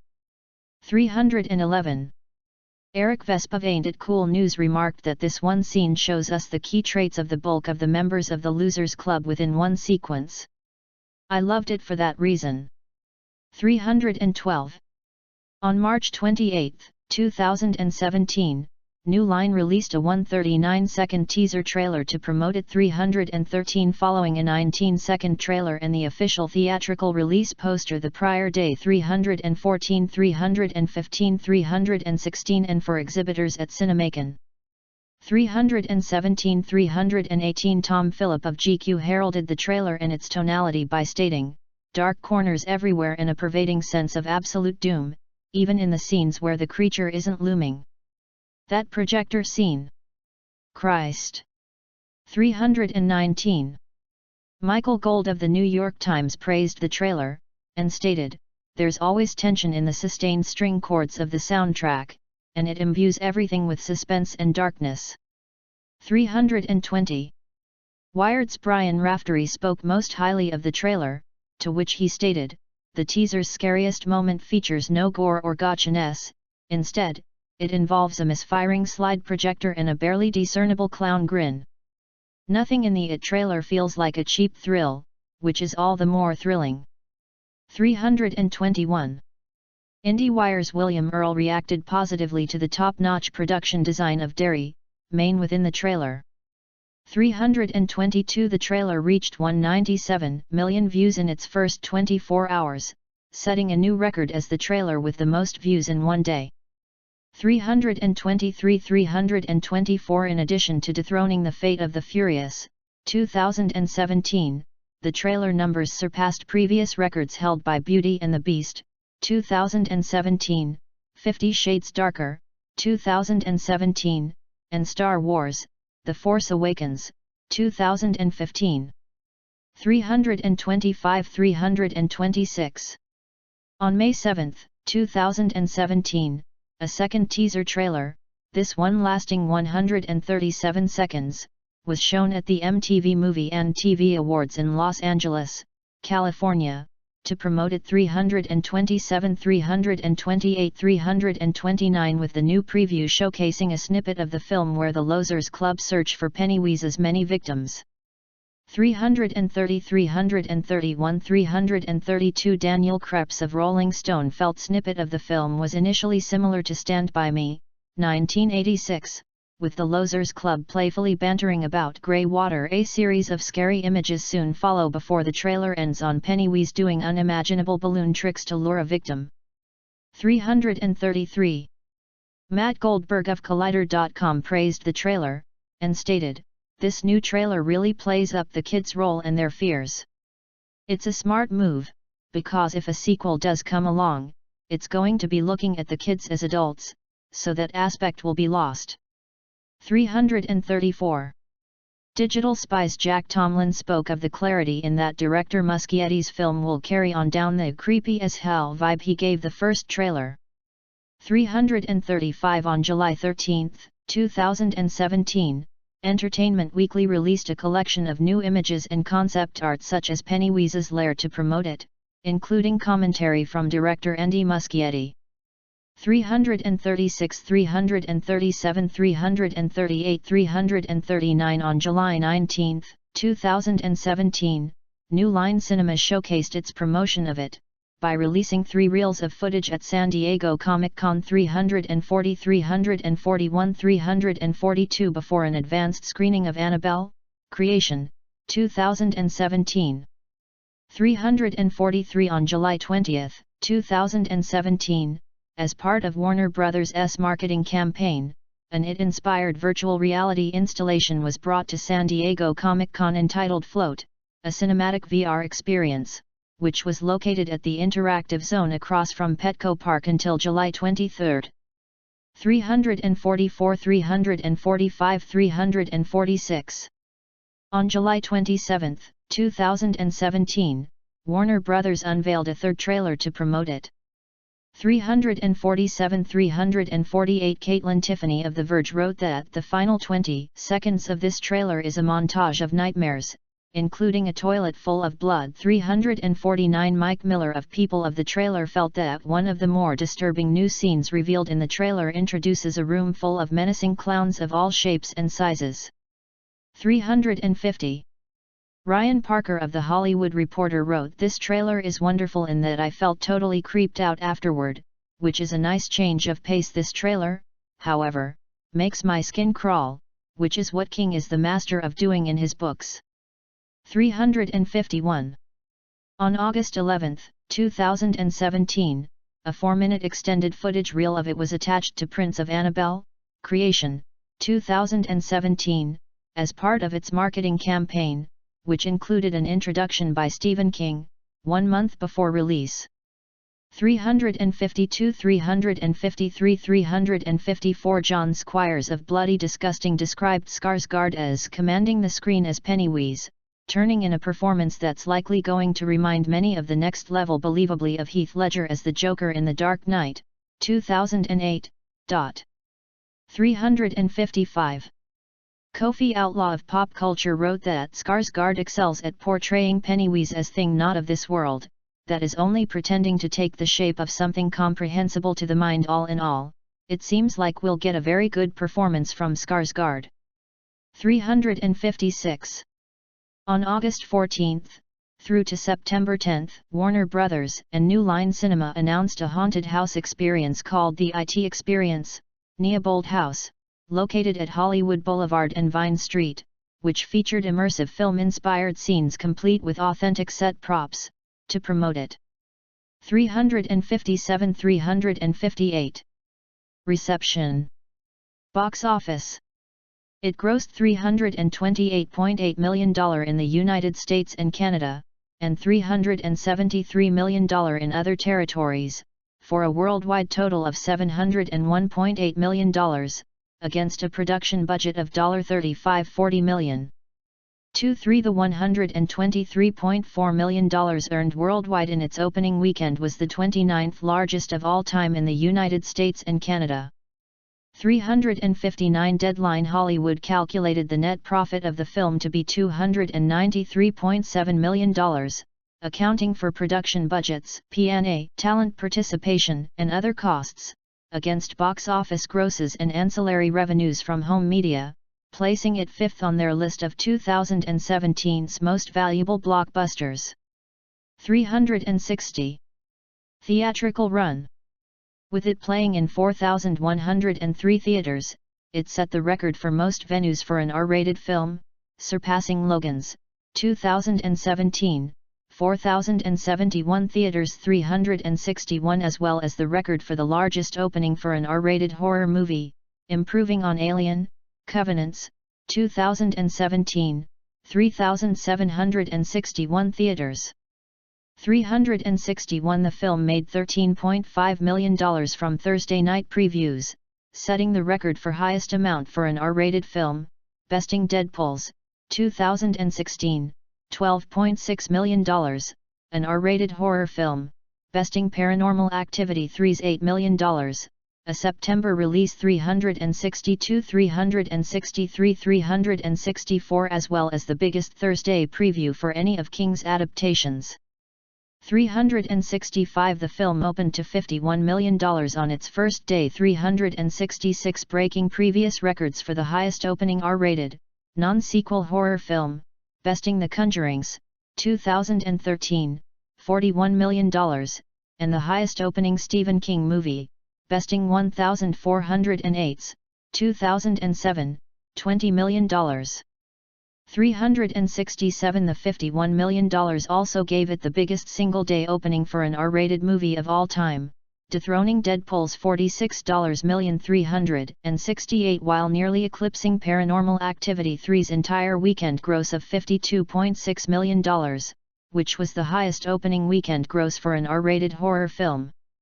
369. Muschietti's It went on to open to $124,370,000, setting the records for largest opening weekend for both a September and a fall release, besting Hotel Transylvania 2's 2015, $48.4 million, and besting Gravity's 2013, $55 million, 371, while eclipsing the biggest adjusted September opening, besting Rush Hour's 1998, $62 million, and the biggest adjusted October opening, besting Scary Movie 3's 2003, $71 million.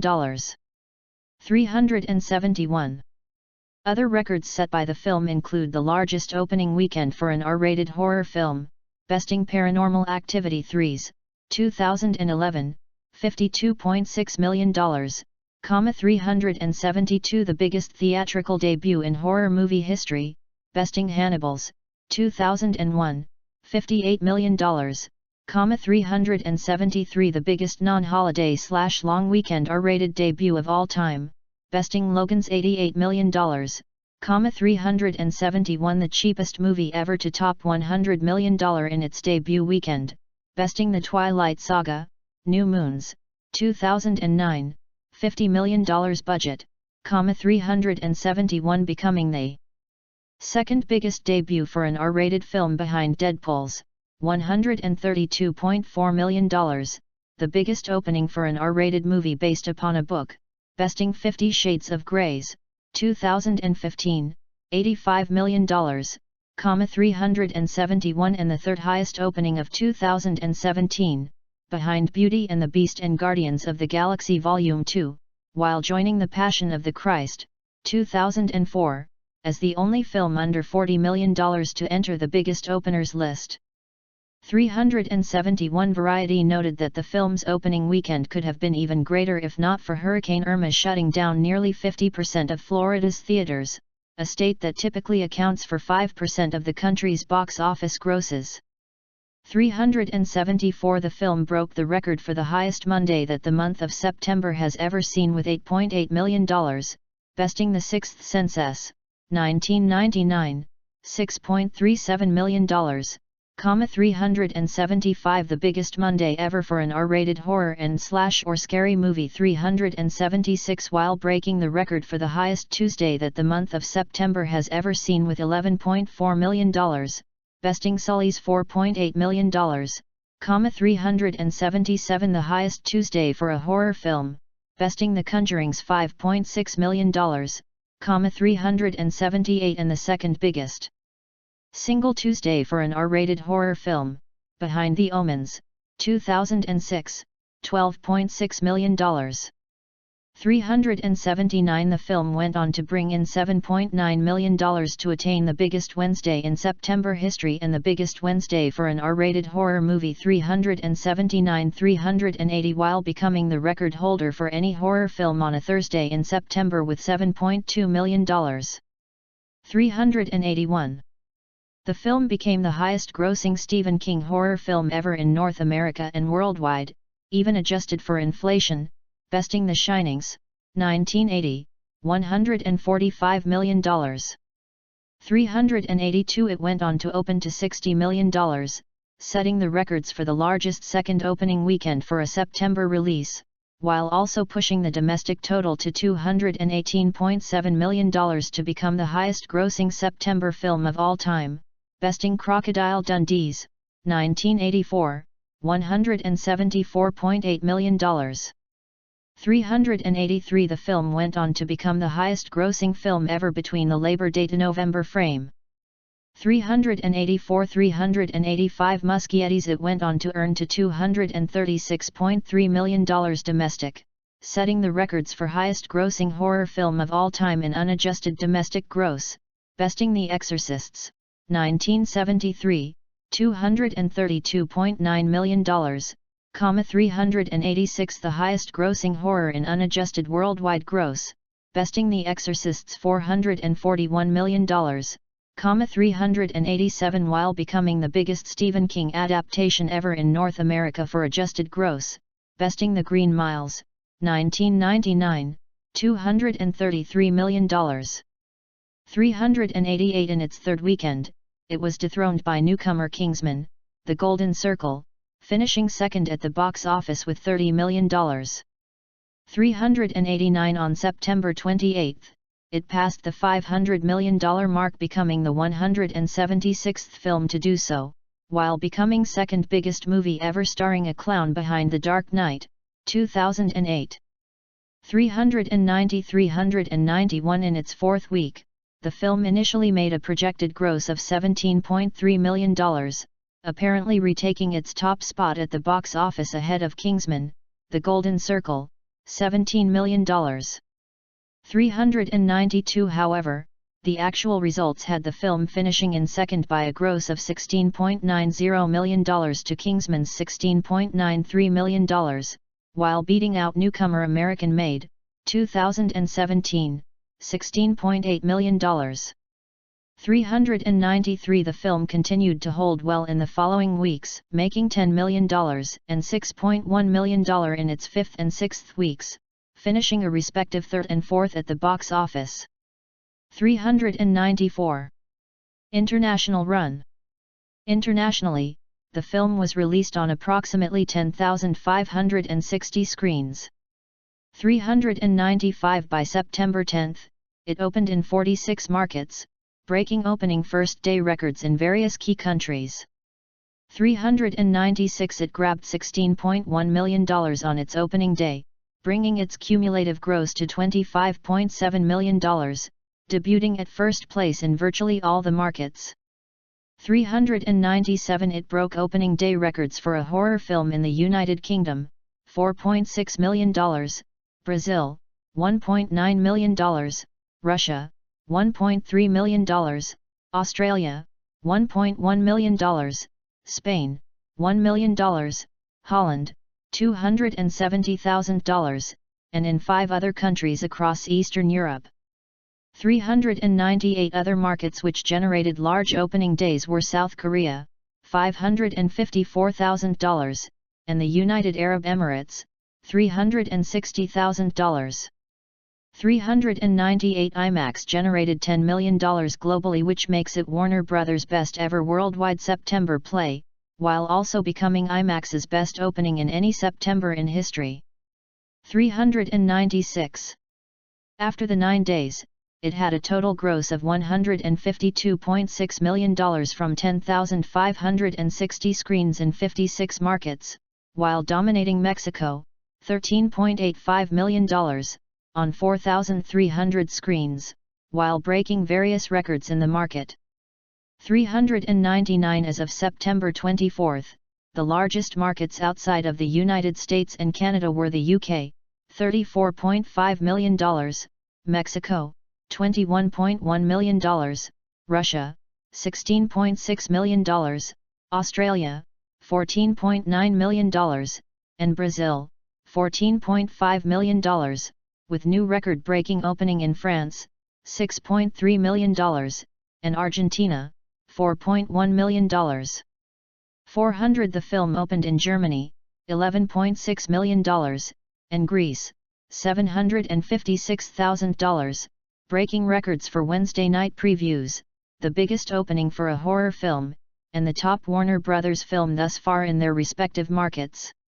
401. The film's largest markets were the United Kingdom, $42.5 million, Germany, $35.4 million, Mexico, $27.6 million, France, $20.2 million, and Japan, $19.2 million. 402. Commercial analysis. In North America, it was released alongside Home Again, 9/11, The Good Catholic, and Gun Shy 403, 404, 405, and Deadline Hollywood reported a projected gross of around $50 million in its opening weekend. 406. However, many analysts considered that the movie would overperform ever since the release of the trailer post-CinemaCon. 407. Sean Robbins and Alex Edgehill of Box Office, on July 14, originally projected Muschietti's It to earn $40 million on a domestic total of $100,408, to which on August 11, a 15% increased the projection to $46 million on a domestic total of $115 million. 409. On August 25, Robbins and Edgehill suggested that it will earn $60 million on a domestic total of $150,410, whilst increasing their previous prediction by 17% on September 1, to a $70 opening weekend on a domestic total of $175 million within 4,000 locations, stating that it continues to trend in unprecedented territory for a horror release. 411. A few days before its release, Sean Robbins and Alex Edgehill increased the estimated projection from $70 million to $81 million on in its opening weekend. 412. With a statement later suggesting the forecast of $81 million to potentially be low. 413. Reports in August 2017 from Forbes' Scott Mendelson predicted the film may enter the record books for the horror movie genre, with a realistic prediction of it opening over or under of The Conjuring, 2013, and The Conjuring 2's, 2016, $40 million opening weekend. 414. 415. Though Mendelson stated that 50 Shades Darker's, 2017, $46.6 million opening, and $114.4 million domestic finish may just be at the lower end of expectations. 2. Mendelson later stated that while it will break the record for biggest opening weekend for a non-sequel R-rated horror movie, held by The Conjuring, 2013, at $41.80 million. 416. 417. It may snag one of the biggest gaps between first newbie and second place newbie ever. A record is held by the opening weekends of Star Wars, The Force Awakens, 2015, and Alice in Wonderland, 2010, 418, with him concluding it's not beyond the mountains of madness that it could snag $77 million all by itself. 418. Brent Lang of Variety stated that initial tracking suggested that Muschietti's It is on pace to open to more than $50 million. 419. 420. Jeremy Fooster of The Wrap reported that it could attain as much as $60 million in its opening weekend. 421. A figure that would give it the biggest theatrical debut in horror movie history, surpassing Hannibal's, 2001, $58 million. 422. As well as the biggest opening for any film released in September, surpassing Hotel Transylvania 2's, 2015, $48.4 million. 423. Brandon Katz of The Observer stated that if it lives up to its $60 million prediction, it could be looking at a worldwide total somewhere around $450 million.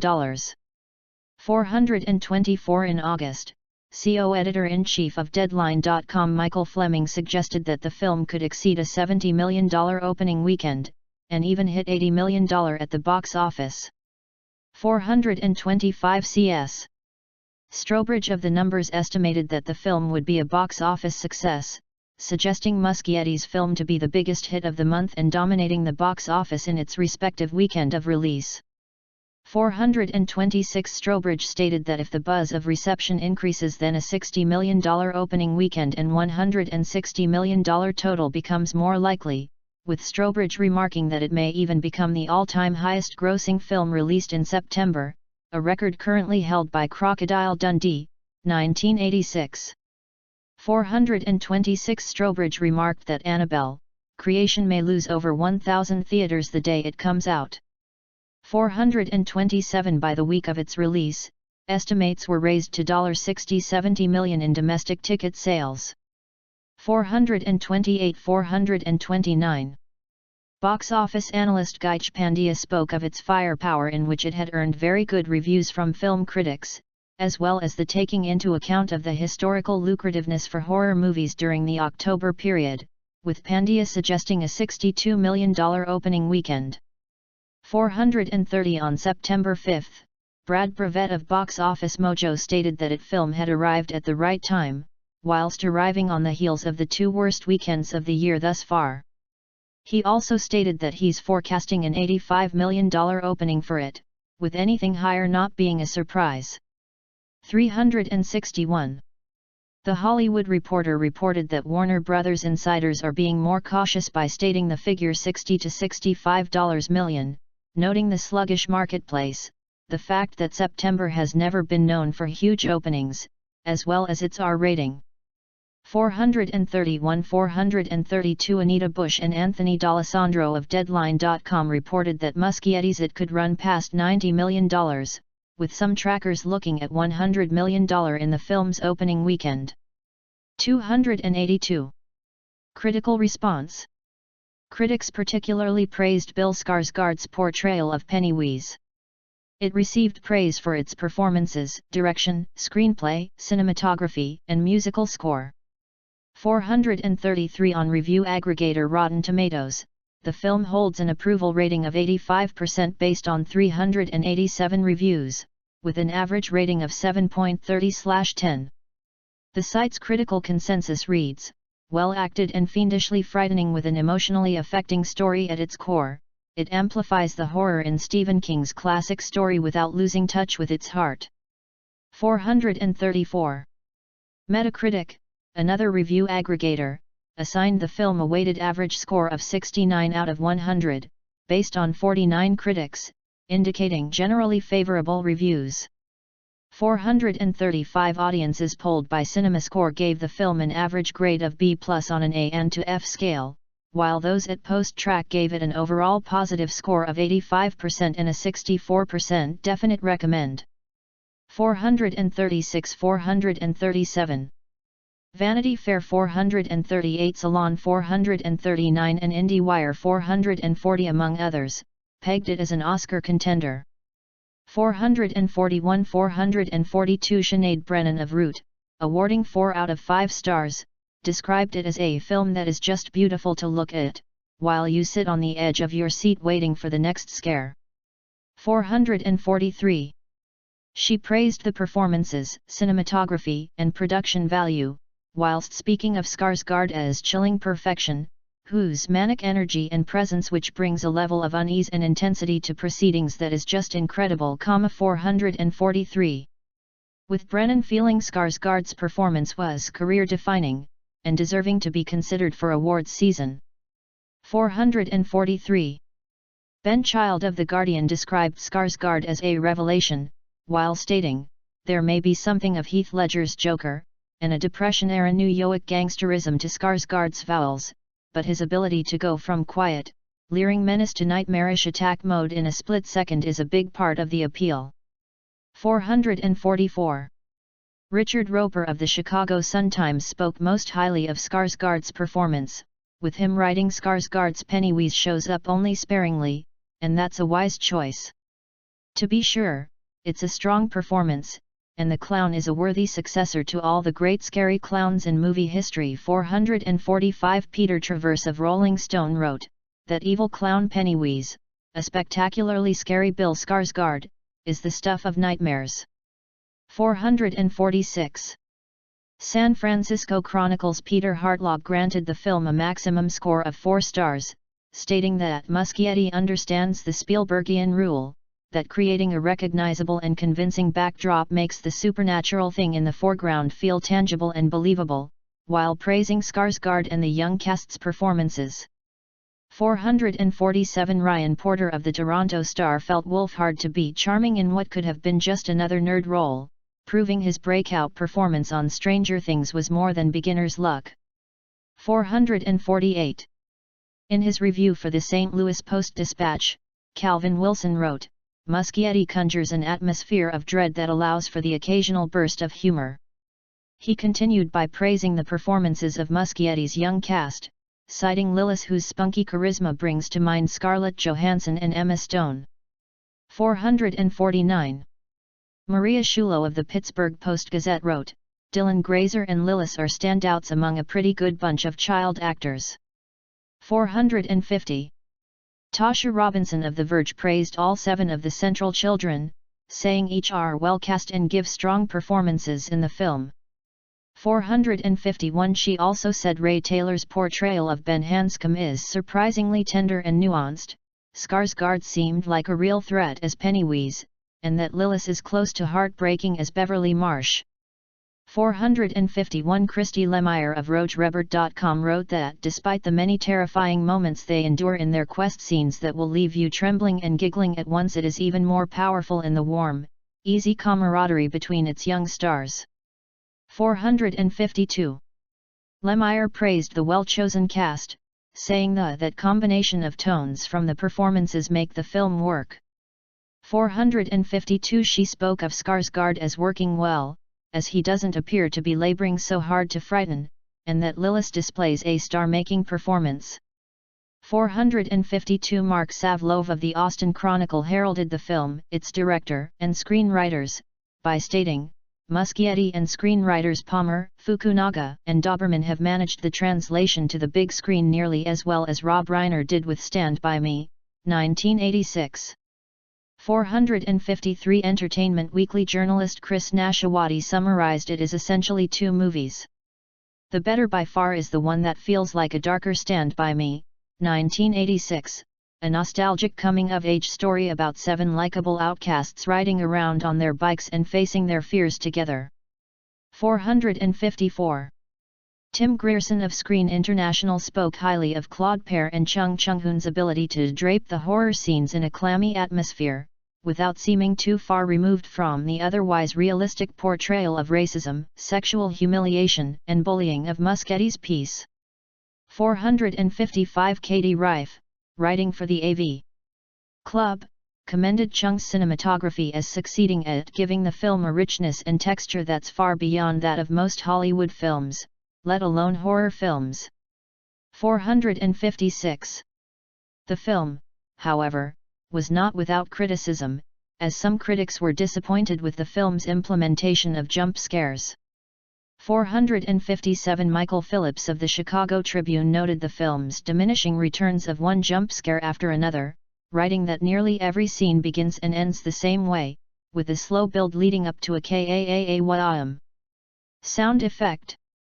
458. Stephanie Zacharek of Time spoke highly of Muschietti's direction, however, she stated, Muschietti relies too much on your garden variety jump scares and now standard special effects. As always, the horrors you get a close look at are much less terrifying than those that remain unseen. 459. Eric Henriksen of The Stranger praised the phenomenal young cast, but regretted that the film felt disappointingly bloodless. 460. Lindsay Barr of the Associated Press criticized the story being an unforgivable mess, with Barr remarking, instead of building tension and suspense, it just jumps from scene to scares with no connection or coherence to thread them together other than the mere fact that they've been placed on top of one another, like toys mixed up from different sets.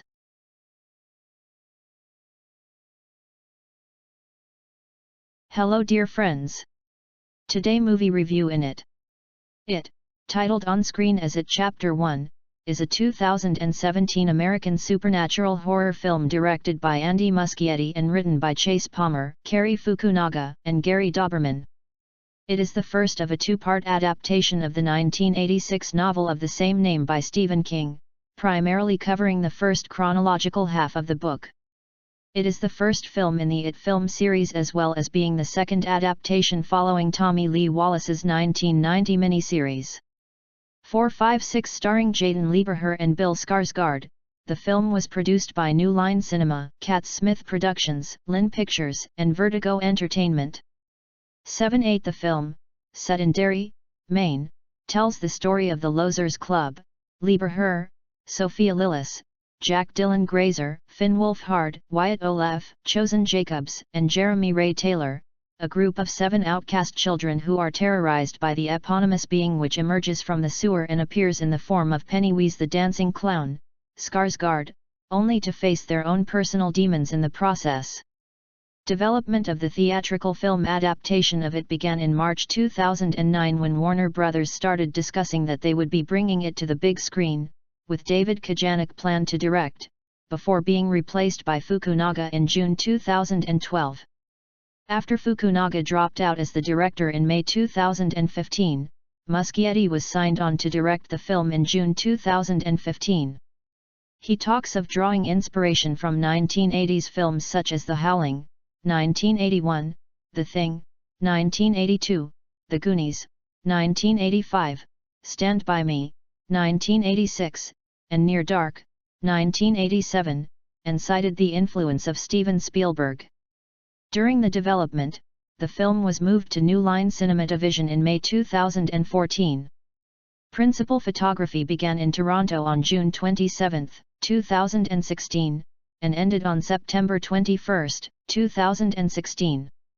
The locations for it were in the Greater Toronto Area, including Port Hope, Oshawa, and Riverdale. Benjamin Wallfish was hired in March 2017 to compose the film's musical score. It premiered in Los Angeles at the TCL Chinese Theatre on September 5, 2017, and was released in the United States on September 8, 2017, in 2D and IMAX formats. A critical and commercial success, the film set numerous box office records and grossed over $704 million worldwide, becoming the third highest grossing R-rated film at the time of its release. 9 Unadjusted for inflation, it became the highest grossing horror film of all time. It received generally positive reviews, with critics praising the performances, direction, cinematography, and musical score, and many calling it one of the best Stephen King adaptations. 10 It also received numerous awards and nominations, earning 2 Washington, D.C. Area Film Critics Association nominations, including Best Acting Ensemble. It was nominated for the Critics' Choice Movie Award for Best Sci-Fi/Horror Movie. The film won 3 Bogey Awards, for pulling in more than 2 million German admissions in 11 days. 11 In addition, the motion picture was named one of the best films of 2017 by various critics, appearing on several critics' end-of-year lists. 12 The second film, It Chapter 2, was released on September 6, 2019, covering the remaining story from the book. Plot. In October 1988, 12-year-old Bill Denbrough makes a paper sailboat for Georgie, his 6-year-old brother. Georgie sails the boat along the rainy streets of small-town Derry, Maine, only to have it fall down a storm drain. As he attempts to retrieve it, Georgie sees a clown in the drain, who introduces himself as Pennywise the Dancing Clown. Enticing Georgie to come closer, Pennywise bites his arm off and drags him into the sewer. The following summer in June 1989, Bill and his friends Richie Tozier, Eddie Kaspbrak, and Stanley Uris run afoul of older bullies Henry Bowers, Belch Huggins, Patrick Hochstetter, and Victor Chris. Bill, still haunted by Georgie's disappearance, calculates that his brother's body may have washed up in a marshy wasteland called the Barrens. He and his friends investigate, believing Georgie may still be alive. Ben Hanscom, one of Bill's new classmates, learns that unexplained tragedies and child disappearances have plagued the town for centuries. Targeted by Bowers' posse, Ben flees into the Barrens and meets Bill's group. They find the sneaker of a missing girl named Betty Ripsum, while Patrick is killed by shriveled figures while searching the sewers for Ben. Beverly Marsh, a girl bullied over her rumored promiscuity, also joins the group. Both Bill and Ben develop feelings for her. Later, the group befriends orphan Mike Hanlon after rescuing him from Bowers. Each member of the group has encountered terrifying manifestations of Pennywise. Ben is chased by a headless undead boy, Beverly is attacked by a sink that spews blood only children can see, Eddie is chased by a diseased and rotting leper, Stan witnesses a disturbing painting of a woman coming alive, Mike relives the moment his parents burned alive, and a frightening phantom of Georgie haunts Bill. Dubbing themselves the Losers Club, they realize they are all being stalked by the same entity, which they refer to as it. From Ben's research, they determine that it appears as their individual worst fears, awakening every 27 years to feed on the children of Derry before resuming hibernation, and moves about by using the sewer lines, which all lead to an old stone well hidden under an abandoned house on Neobolt Street. Pennywise attacks them while they research, and afterward, the group ventures to the house to confront